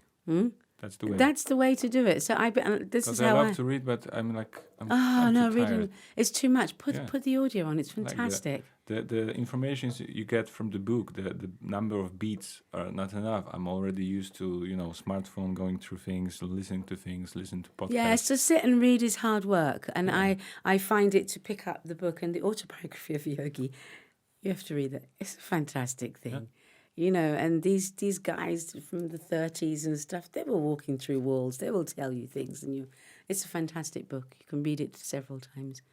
And I got through it like that. So that's, I believe that there is an awakening through all the things that I'm getting involved in. I feel we are on the verge. And if you really connect with this aspect of things through this time, you're going to get these moments of laughter as you realize, oh shit, yeah, there is an awakening.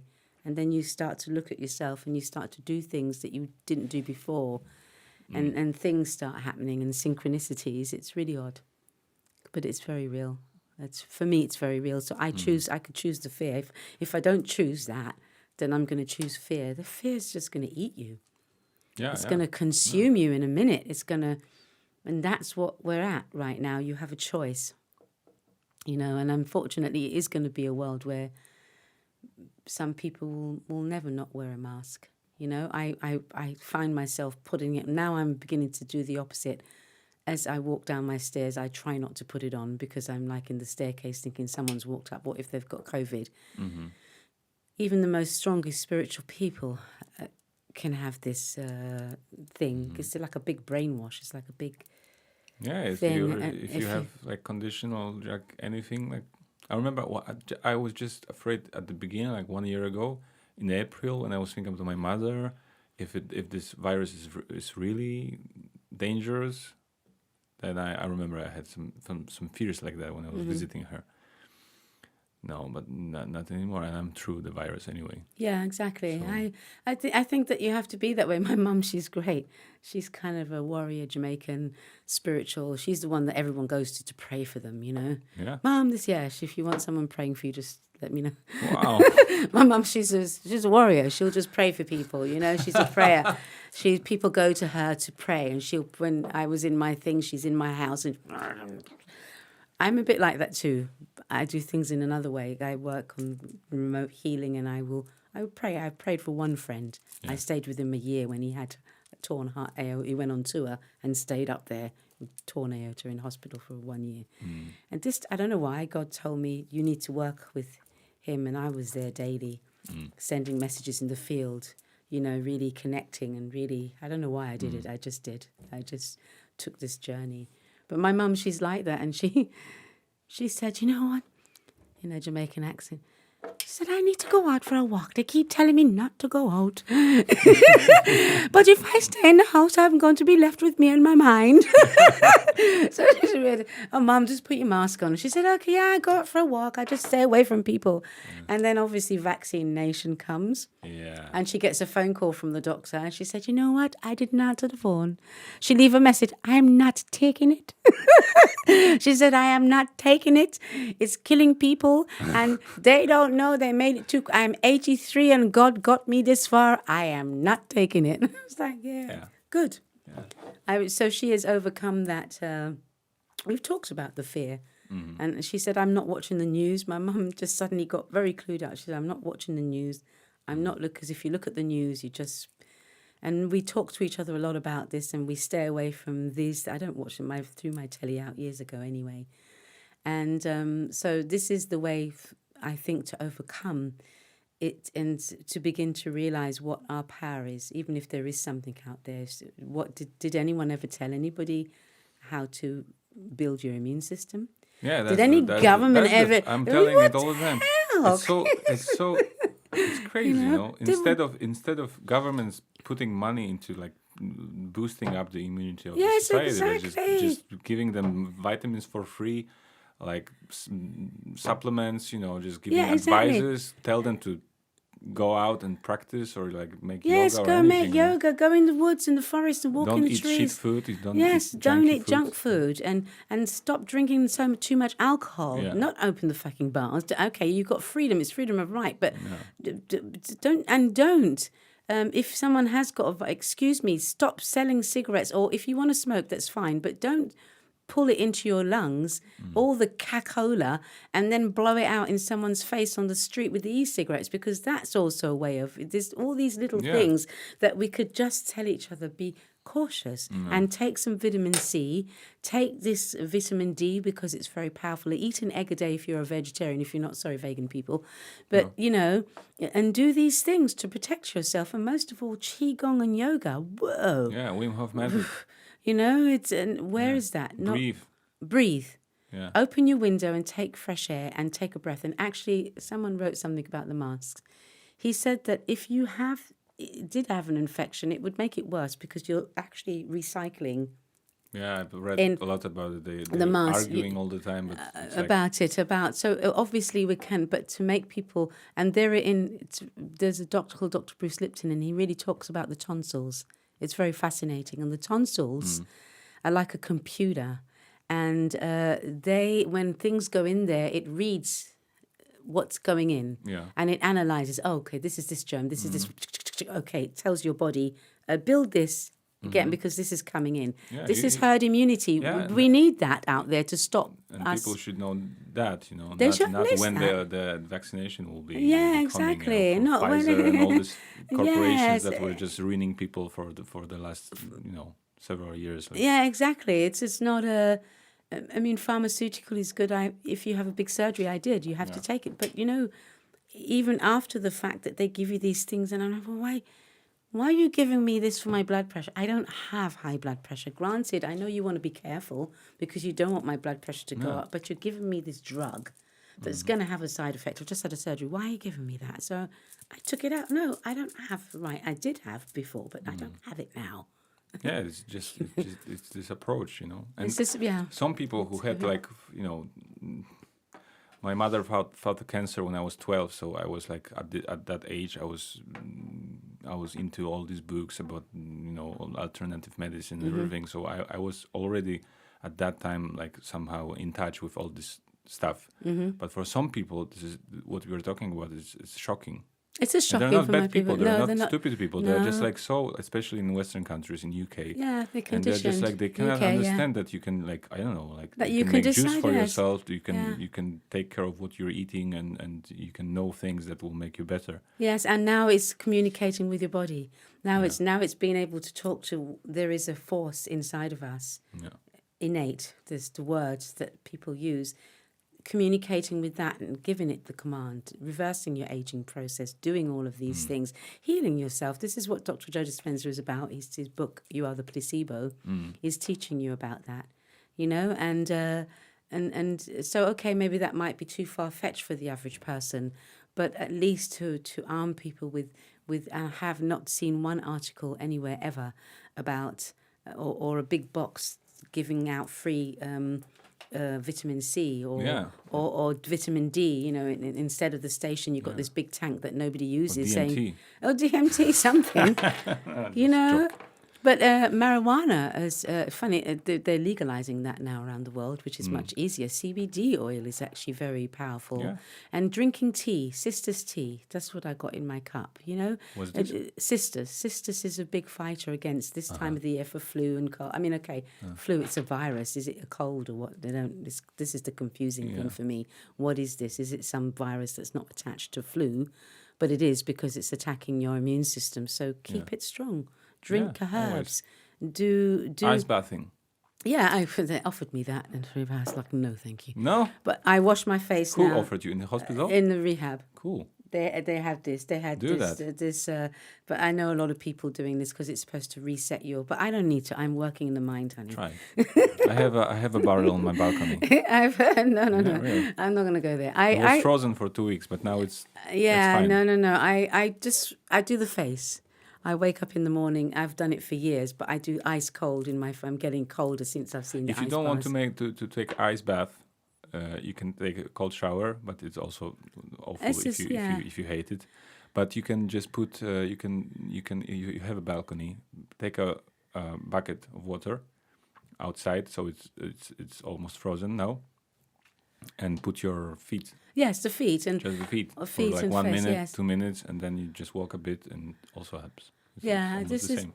I like to try all these things, but I also am working with the power of my innate. I know. You know? No, work on your stuff. But there's many. But the ice thing, I would later. like to try. I will try this. I would do it in the sauna, but they barred the sauna now. That's when I put my foot in the ice thing after the sauna. I don't do the shock my body. I think I'm just be a bit kind to my heart, you know. Yeah, sure. And but they have the ice bath in the. Did you try Wim Hof method breathings? No, I haven't looked at your thing because I'm doing so many things. Yeah. And I'm doing a lot of breath work as a yogi, and I thought if I try to, I've barred myself from doing many things because I realise I can't. Yeah, you cannot do. I can't do everything for 3 hours a day. Otherwise, I would be. I already practice. Look, morning, I'm at least 1.5 hours in the field and meditating. You know, this is my ritual, and then I get up and I do my practice of qigong. It used to be yoga, but somehow things have shifted, and I do my practice of qigong, which is 1 hour, and then I'm listening to invocations, you know, and or I go to the park and I can connect with the trees, and I talk with the trees. You know, I communicate, put my energy. If you just intend you want to be spoken to, you can ask yourself a question, and when you get shivers in your body, you know that you're getting the answer.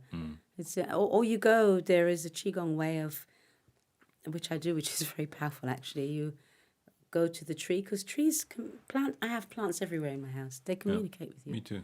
And this is not the This plant. is not. He's lying. It's fake. It's plastic. It's an illusion.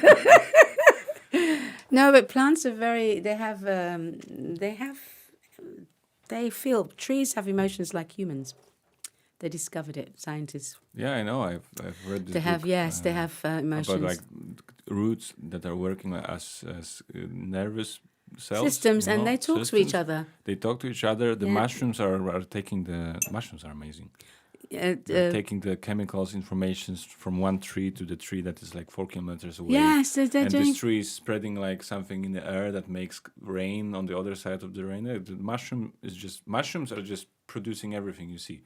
They are deciding what's going on. I think there are like if there is one plant which is a kind of like god of plants, I think it's mushrooms. You think so? I think that trees. I mean, they say ayahuasca is the queen of the mother of the all plants. The ayahuasca is known as mother of all. Okay. She is the mother of all plants, apparently, according to the people in the forest. But I don't know who. I think trees are quite majestic things. But if you drink, I was taking for a long until I had this virus and it attacked some part of me. I stopped taking everything because I didn't know where it was coming from, and I was like, okay, I stop everything. But chaga, So the chaga mushroom is the king of the medicinal mushrooms. You have reishi, you have shiitake. Shiitake you can buy in the bio company. Shiitake, yeah. And you have reishi. Reishi? Reishi mushrooms. Yeah. This is one you can buy powdered form. This has all healing. And the king of these two are the chaga. Chaga. So the chaga grows.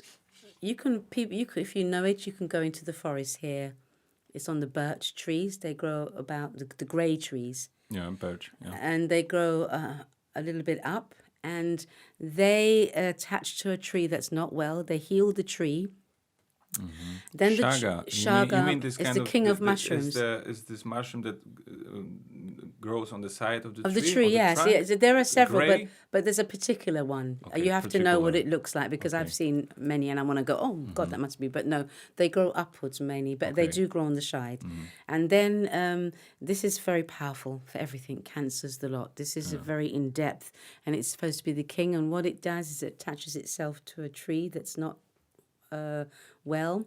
The tree's healed. Then the tree says thank you by giving it nutrients. Yeah. And the mushroom then takes this nutrients and translates it so that we humans can take it into our body. It's very fascinating, and it's the king of. And you brew the tea, and you can make tinctures. Okay, I was taking it all the time, and I stopped everything, and so I have and been you're out. buying it on the market, or I you're know. finding Well, it yourself? when I did a festival. A shamanic festival, performed with my Soul of Mother Earth project for the first time. There's a wonderful guy there, and he had a stall, and he God, I've got a bad thing for names today. I'm forgetting everybody's name. He sells it, and I've been buying it from him. Okay. Or you can buy it. There's a big company in Canada, because it comes from there a lot. Do you know Paul Stamets? No. Paul Stamets is a scientist, mycologist. And he's like researching mushrooms since like 40 years. No, I don't know. He's also like supporter of this movement that made the mushrooms and psychedelics legal in Oregon and some states in the US. But he's like renowned scientist, and he's the guy who found a remedy for bees. You know that the bees are dying everywhere.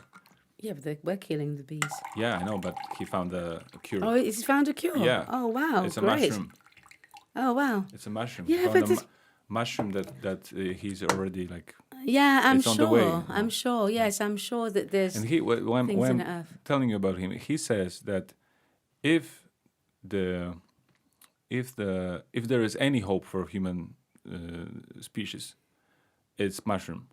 Like the mushrooms are the only way for us if we'll research them and support mushrooms, the ones that are good for planet.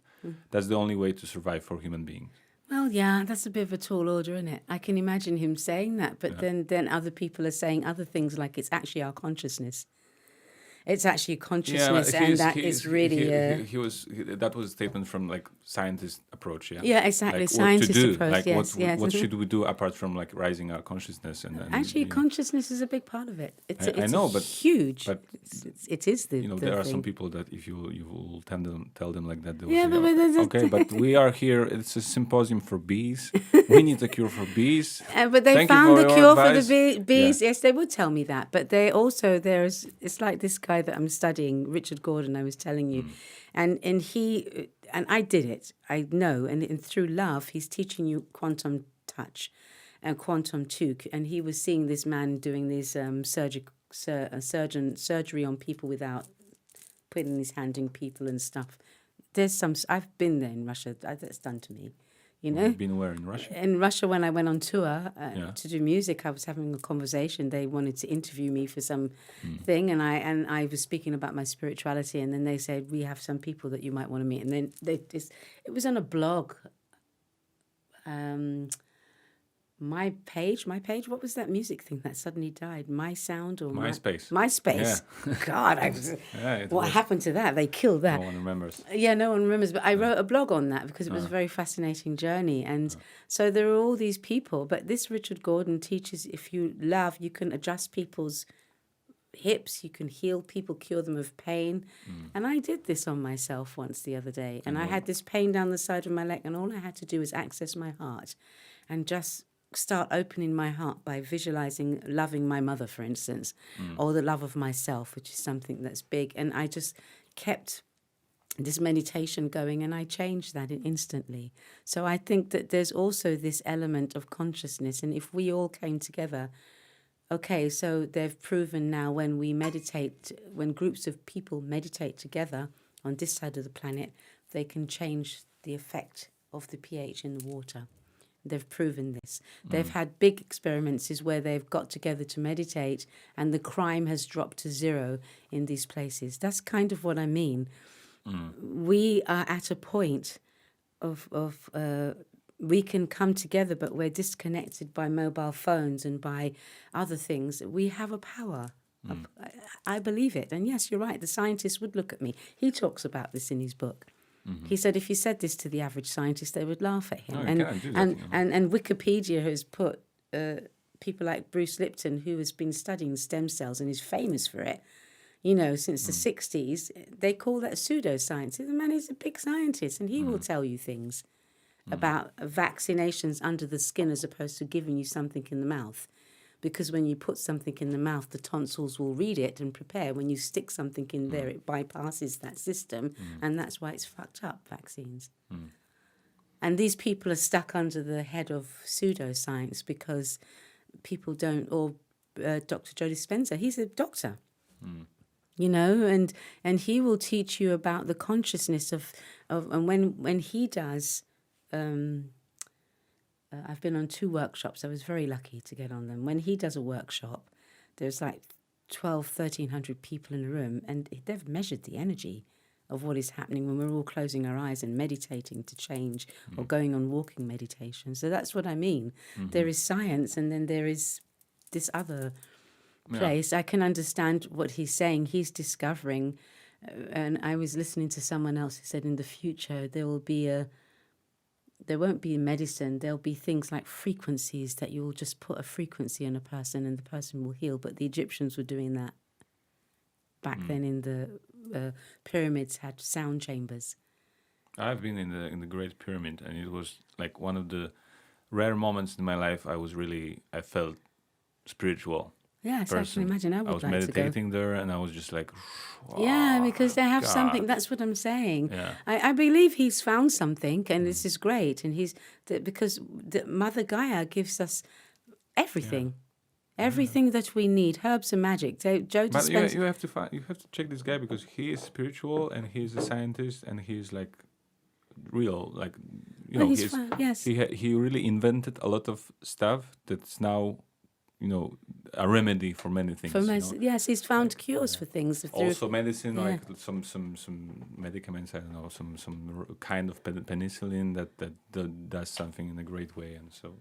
Oh, cool, yeah, we'll check him out. I think there's all sorts of fascinating things, and these are the people that will come together. It's not just going to be one thing. There's going to be many people. It's when we start to wake up. That's what I mean. I hope so, with this consciousness, and then you have scientists and creative people and inventors coming together to dismantle the crude shit that we have and systems and implement new systems and come out with things like this mushroom. But I already know, like with Shaga, what it's doing and what it can do to the body, but yet these things are not at the forefront because they don't want it to be. Why isn't there a major study about Shaga? That's why I'm always into sometimes I'm thinking that life is just like that there will be awakening and there will be a change. For example, when the first lockdown came and there was really like this change of vibration of earth and animals started to walk around. I was like, wow, maybe it's really possible. Maybe it is. We can do some shit here and like break something that there will be no cars or no oil or like oil, after the Third World War, like something will change and we'll really like change as a civilization, or die, or everyone will die. Well, that's what it is. We're on that brink. It's scary, but true. I hope so. On the other hand, I'm thinking like, no, nothing will change. This world is just like that. It's like it's a misery and like thievery and angry people, dying in sadness, and we are just here like trying to find out something, we develop, we are spiritual, and then we just leave this place. No, it's not going to be like that. It cannot be like that. But I mean, it is a chance of it's either or either. So if you think about your power, if you continue to feel like that, you will join this. Yeah, I know. This field, you're going to succumb to this. This is a lot of people are walking around with their masks on. A lot of people are walking on the street with the mask. I had a phase of coming out and feeling like, okay, they're saying that this is, and then I was like, what am I doing? I need air. I take it off now. I'm outside. If I could just stay away from people smoking cigarettes, because that's or smoking e-cigarettes, because I've never liked that anyway. I've always thought of that as I don't want to inhale the shit that's in your lungs with the poison that's in that cigarette. Thank you very much. Don't blow it in my face. This is always been before. And I've never liked anyone standing behind me in the supermarket shoving their trolley up my ass because they want me to move really quick. Yeah. I've never liked that. It's beyond COVID. I've always been. But I think there'll always be people be fearful. But I feel I had dark nights of the soul these past months. And I woke up one day and I had that feeling. It was like, this is bollocks. Fucking hell. Wait a minute. Last year, shit, I couldn't breathe half the year. I had this and I had that. And it started to come down on me like this. And the fear started to... oh my God, what next? I had a neighbor, my friend, and her husband I had also seen him through some healing sessions, but he succumbed to fear, actually. And I saw this for myself. But forget that. I felt it in myself and I thought, and I could feel it really quickly. It was happening very, very fast in my body in the way that I felt. Yeah, it changed. And it changed it. I felt my vibration and I felt more scared of the fact that, oh my shit, this is really affecting me immediately. Shit. And then it was like, bang, got out of bed, did what I could to change this. It took a while, some hours, but once I was over it, I was like, all right, this is a new world that we live in. This is real stuff. Yeah. And so now, like I said, it's not a denial. I just go here and I walk around with a smile. I listen to good music. I walk in the park. It's like I don't watch the news at all. Occasionally, I might look at one little thing. When is the lockdown going to be over? And then all the shit that's coming at me, I'm like, no wonder. I do the same. I don't watch it. Yeah. Especially now. No, you after can't. living in Poland, it's like much easier. Because there I couldn't. It's fear-mongering, really, yes. You want to go to London. London sounds like it's pretty bad. I mean, my family, and I know it, like you said, that they have all these things. I mean, here they're beginning to have little adverts around and adverts on the posts, help your favourite restaurant. If you want your favourite restaurant to open tomorrow and your favourite bar, wear this mask. It's there. It's in the Krillin. I was like, what? Oh, no. It will be on and on like that. And we will have problems with playing gigs if we won't be vaccinated. Well, people talk, but that's just talk right now. So these are the things, these are the conspiracy traveling. Things that I'm okay I say. with that. I can stay. I don't have to fly. I can change my life in a way that I but omitting this. Yeah, but you can't say that you won't perform. And I think that you will perform and you will go to concerts, and because it cannot be that way. Yeah. Then you're talking about uprising, because you're talking about really violating the whole world's human rights. And I cannot see that they're going to do that. Yeah. And if they do, then it's about your power as a human being, because we are powerful to resonate out of that reality and into another reality. One where you live and you're outside and you're doing, because then otherwise what everybody, if you start believing that, you'll say, okay, well then I wouldn't be able to, because I'm not taking that vaccine, so I wouldn't be able to do concerts, I wouldn't be able to go to concerts. What are you going to do? Even in the reality of you doing that, it can't agree on that and it can't work. It would be over either way if you agree with that. Do you understand where I'm coming from? So we are at this point of awakening. It's just, I don't know how some people will manage. If I'm going to want to do something beautiful and I feel the way that I do, I can only say that I can be there to help somebody else who might be going through something, and that's my work, is to help to raise the vibration and to overcome this, because I know what I've been through in the year, and I know what I've had to do to go like this, and I'm singing. And last year, it's really funny because I did the first lockdown was just ended. We did a concert in my garden. Yeah. And it was fantastic. And the neighbours were all standing safely apart. And there was a fire and the kids were running. It was like this mini festival. And I said, you see, my manifestation is that I'm going to do great things in this time. I'm going to perform and do all these things because that's what I'm the world. And people are going to go, what? That's the world I create. Cool. And I don't care what anyone says to me. And if friends fall by the wayside because they think I'm cuckoo and they would rather go down the fair road, bye. Yeah. Because I'm not going there. No. You know, Good. and that's the... Yeah, it's quite good to talk about it all because we are on the verge of something, you know, and that's my feeling. And I'm not talking from some cushy point, you know, because I live in the nature and I don't have to be faced with it. I'm living in the city after heart surgery and after big surgeries and being alone by myself and doing all these things. And I've been given those messages, and that's why I'm sitting here looking good. In short again, you know, so people might call me cocky, but fuck it, I'd rather be cocky than dead. You have cool hair.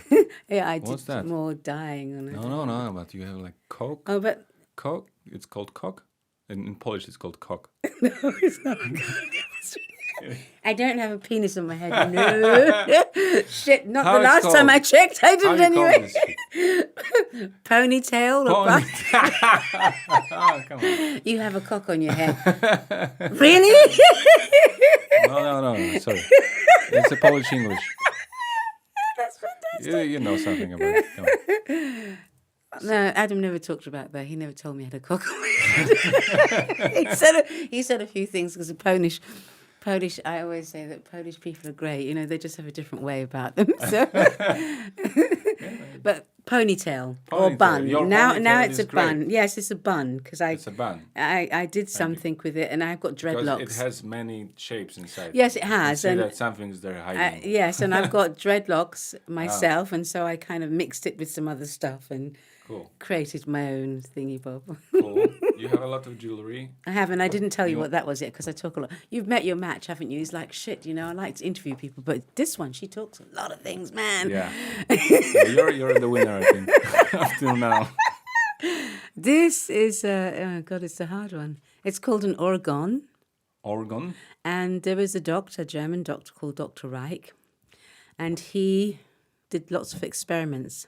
And he realized that if you compressed inorganic and organic materials together, don't ask me how he built this box, and this is what he did, that it will protect you, the energy field from all this stuff. Okay. And from rays and from other things. And it also is healing because it's trapping chi energy. And when you compress inorganic and organic materials together, it emits a signal, which is a fact. So what you have to do is the crystal is Can I touch it? organic. No, Okay. the Can crystal. you show it to the camera? But actually, you It's, can. More Yeah. or less, they say you see what's that. So what you do is you compress. This one I made myself because you can order these on eBay, and and you can see it. But I think they just threw it in there, so I wanted to make my own. Yourself. So I did. So the crystals, like quartz, and other crystals, are piezoelectric, which means when you compress them, they give a signal. When you compress them. When you compress them with like they are now, they start to emit like watches. That's what watches does. It's grinding on the crystal. What runs a hand, so it's got energy. And so you have to layer it. So there's organic, which I think, is that right, Rowan? Yeah. The crystals are organic, and the copper is not organic. So you must layer them. And when you press these things together, you create this organ, which is... And you what's have to read what's about the form? What is it made from? copper. So you have to have metal. The metal. This is acrylic. This is acrylic. Okay. So, but you can get quite toxic acrylic to work with, but this one was quite good. Okay. Some people make giant ones for their gardens, massive things, and put it in buckets and have big copper poles, and they place them in their gardens, and it protects your home. So they're called organ. Then so you can read about it. It's like how it's called. It's like some amulet. Well, it's actually physically doing something. It's protecting my field, so-called. It's protecting my field from... Sucking the energy. From EMFs and all of this stuff. And organs are supposed to do this because it is actually emitting a signal because I've done this compressing. Okay. And so I made them myself, and I have the ones that I bought from Amazon around the house, but I decided to make... Organ. Why is organ? I don't know. Organ is something to do with... Or like gold? No, Latin? because you can use different metals. Some people, you can just use steel. Okay. But copper is very good. And I use... I went to this big art shop in Moritzplatz. And I went there and I bought all the ingredients. Well, the crystals not. I went to the crystal shop. And I bought everything else, the copper and everything in there. I made a spiral too. Took me like a day because you have to wait for it to dry and then layer and layer it. But some people make giant ones and, like I said, big ones for the garden. So you're keeping it with yourself? Yeah, I do. I carry them all the time. I carry them in my pocket. And I, like I said, I'm one of these people, if I read about something, I want to try it and I want to see if it works because I believe if there is EMF, then there is something to protect you from it. What's EMF? EMF is the signal from all the phones and stuff. Yeah. It's a sickness that people are supposed to go through. Hyper. Yeah, and it's supposed to be a real thing, and I can understand it. But I think also we are quite powerful, and I think that if you spend too much time thinking about these things, then you look the science. This is science and spirit, quantum physics. Yeah. They did an experiment. They said that if you observe, and they did it. When they observed the atoms, when the atoms knew they were being looked at, they behaved in a different way. I know. This is sure, if I would be an atom, I would do the same. Yeah, but this is mind blowing. So, if you concentrate on the thing, okay, people do this. I mean, maybe people say it's safe. You have to go and have a cancer check once a week, once a month. If you start looking for fucking things all the time, they're going to come. Yeah. So I'm torn between this road of this because I believe this. I believe that if you start to look, you know, like they're always checking my blood, and now I realize I don't do that all the time. I just communicate with myself and, you know, but if you're constantly looking for something that isn't there, it's going to come. Yeah. So I try not to think too much about EMF. I know it's there, but we are at a point in society where there are so many things going on around us, but we have to understand the ultimate power. What can you do if you can't go to the mountaintop? If you can do that and you want to do it and you want to, then go. Don't sit there and complain about it if you can't. Learn about your power and learn about things around you that you could do to protect yourself. Yeah. Then you have more power. I have a Faraday cage for my phone. Okay. I'm putting it at night. Okay, maybe this is similar to the Dr. Reich. Maybe this is something to do with him. The Faraday cage could have come from this work because he built a cage and he proved it when he put someone in there and they were not affected. Yeah, of course. So in Faraday cage. Yeah, so this could be the same person, the same. So there are all these different things, and of course I want to live in nature because it's much more powerful. That's one of the reasons why. Yeah. But 5G will go everywhere. Yeah. So, you know, I have 5G router here. You do? It's off. Yeah, keep it off. No, it's the router that connects the console with the computer. You don't have to use it. You can use a cable. So I'm using a cable. Yeah, so don't use it when you can. But it's 5G router, and you can just send messages, do whatever. But I'm not using it. No, try not to use it because there are. But then I was watching on Gaia TV. This guy, Gaia Television, is a great channel for healing and all, and he was talking about living with 5G and all. I mean, there's some scary things that they can do because it's a web that they can see things and send messages and tracks that you don't want to go down. What can happen in 5G? And it's also not good for the body because they had a theory that the reason why everyone was dropping dead in China is because they had a symptom because they just recently had 5G in everywhere in China. And that they said something about the signals. I've heard that. But this one is like quite, I don't know, questionable. I wouldn't go so far. Yes, I wouldn't go so far. Because I think if you do and you lower your level of skepticism too much, then you can find yourself. Well, you'll be sunk. So conspiracy theories and following them too much can also screw with your head. Yeah. And I just draw my power from where I am, and what works for me is just to be. If they've proven that there are different dimensions, they did an experiment recently, and they came to the conclusion, actually, we are in different realities. Yeah. They've proven that now. They should have done that a long time ago because it's real. Yeah. So then you choose. Yes, exactly. Lazy fuckers. choose your reality then. Yeah. And try to do sounds that good. and vibrate, because can only help you. And stay with divine. It can only, and love. Love is think about what's on the planet now.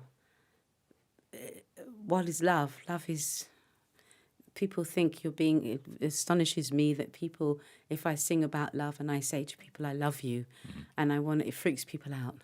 I don't care then I will have no friends, because if you're going to choose fear, I'm sticking with the love. Yeah.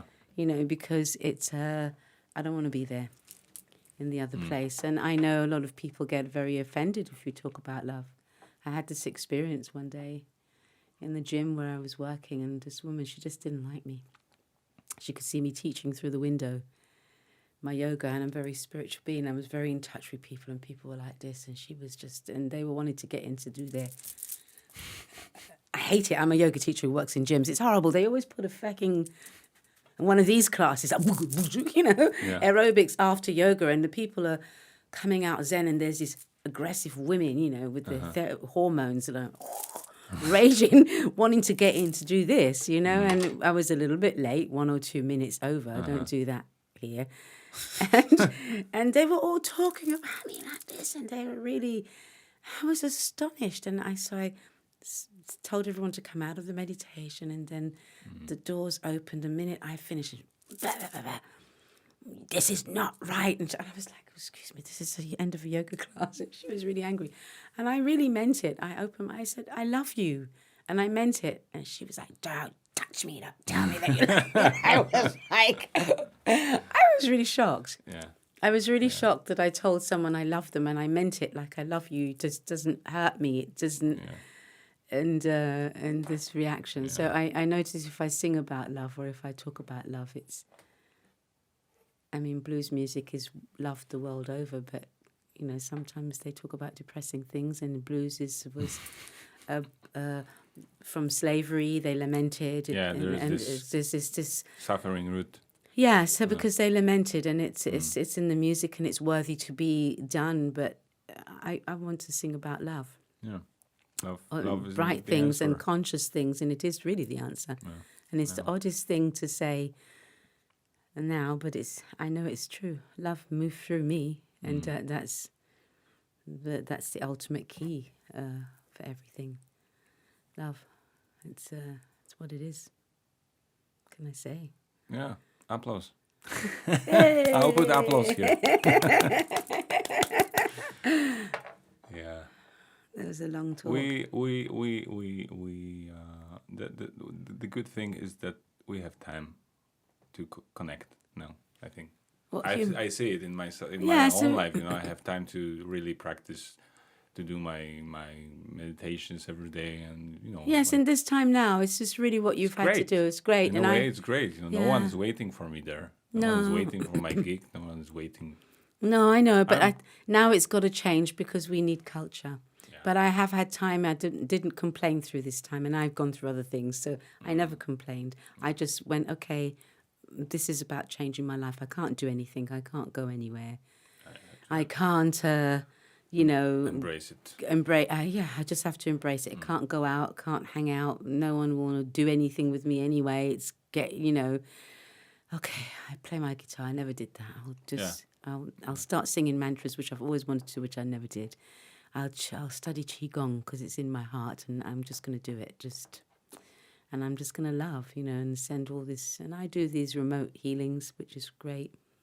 I have some really part of a couple of really lovely communities. So yeah. I was remembering, sorry, I don't know how we go from one thing to the next, but you asked me about my jewellery. Oh, yeah, that was Yorgon. Yeah, but let's leave the jewellery for the end. Tell us about it. This one is... This one? If I would be a woman, I would... It's got crystals, rose quartz. I know, it's a diva ring. That's what I call my diva ring. Yeah. I don't wear it every day. I'd like to wear it on stage, but today I felt like putting it on. It's got lots of crystals. Lots of crystals, rose quartz, clear quartz. It's just a nice power. And this is a crystal. What is it called? It's actually dyed. This crystal comes a different colour. This is sapphire? No, it's not sapphire. It's Scheiße. I can't remember the name of it. I have one in red and It's one something in green. It's actually not green. It's a different color, but they dye them. This one has been dyed, and another one, but it is a crystal, and it's normal that people dye them. And these, this was just given to me. This is actually broken. This normally would have magnets. I know. That's good for, and I haven't. It's sucking the energy. Yeah, I think you're right. Maybe I should take it off. No, it's sucking the bad energy. The bad energy. No, well, whatever actually, that it's means. keeping you from pain, and it's magnets, and so it's just good for the body. And but Okay. one of the magnets I think have fallen out. I just noticed I had it years, and I looked underneath and I realised the magnets have gone. Right. This is a friend gave me that. This is I make my own crystal thing, so that's amethyst. Yeah. This is just that's rose quartz, and this is just stone, and these are different crystals as well, like the ring. Yeah, nice stuff. And this is the flower of life. Flower of life. Yeah, so I called it my power stuff. And then recently, I don't know, this is the superstitious part of myself. What's this? Feng Shui. This is There are skulls? No. this is a stone. This is crystal, the black. It's very good for protection. But this is a pixiu. This is a Chinese god. And it's supposed to be that wearing these things, Feng Shui, are very powerful for attracting Pixiu. money. Pixiu. Oh. It picks you. It picks me. It did. And Where the god comes and picks you up. well, they're supposed to shower money on you and wealth, and so All right. I thought, oh, you know what? I'm always trying things. Let me just wear it for a bit, and then I haven't. I don't know. I didn't. I've had some money, but it's difficult because I'm meditating with my group on abundance, and that happened instantly. So I don't know, but I kind of decided I liked Pixiu. Maybe I'll try it. Send me the link. Amazon, Google, and this is I don't know what it is. Maybe I had a drink last night. Short-term memory. Did I say that? Please edit that out. Short-term memory. No cutting. Yeah, this is a stone. This is a black stone. That's black good. stones They stone. are actually crystal stones, and then that's these are little Pixiu gods, Chinese gods that are Feng Shui, and you have to wear them on. This one doesn't matter because the two gods are facing inwards, so that one's always going out, but they must face outward. Okay. Not inwards, that you're giving away your wealth. And then this is just the Pixiu without the... So you have 3 pixius. I have 3 Pixius. I was like, all right, you know what? I'm going to wear a load of these And guys. the heart is just there because The heart. it's cute. This is this. Oh, This is a okay. jewelry organ. Look, you see? So the inorganic, the copper, organic, the crystal. And it's got lapis and different crystals. There's a company in Holland that make them. So this is protecting my Cool. constantly. And normally I have a jade heart, but I just thought it was too much to wear it with Pixiu. So the jade heart. So it's all functional jewelry. All right. Maybe I should get some. You know. Yeah, I get At least one. At least something. I like functional jewelry. I used to wear quartz, a very nice quartz. Yeah, And I that's gave good. it to a girl to my niece or something like that from my family, like small girl, and she was like, "Oh, this is so cute." I was just like, "Okay, take it," and I hope you will have it in 20 years to show me. Yeah, You know? but crystals hold energy. Hold? They hold your memory. Yeah, crystals hold your memory. They're very powerful things. Yeah. Crystals, they hold your memory of what's gone on in your life and environment, and you have to clean them, especially quartz, regularly because they absorb a lot of negative energy. They protect you from negative energy, so you have to clean them regularly. That's what it's doing. All right. Clear quartz. How do you clear a quartz?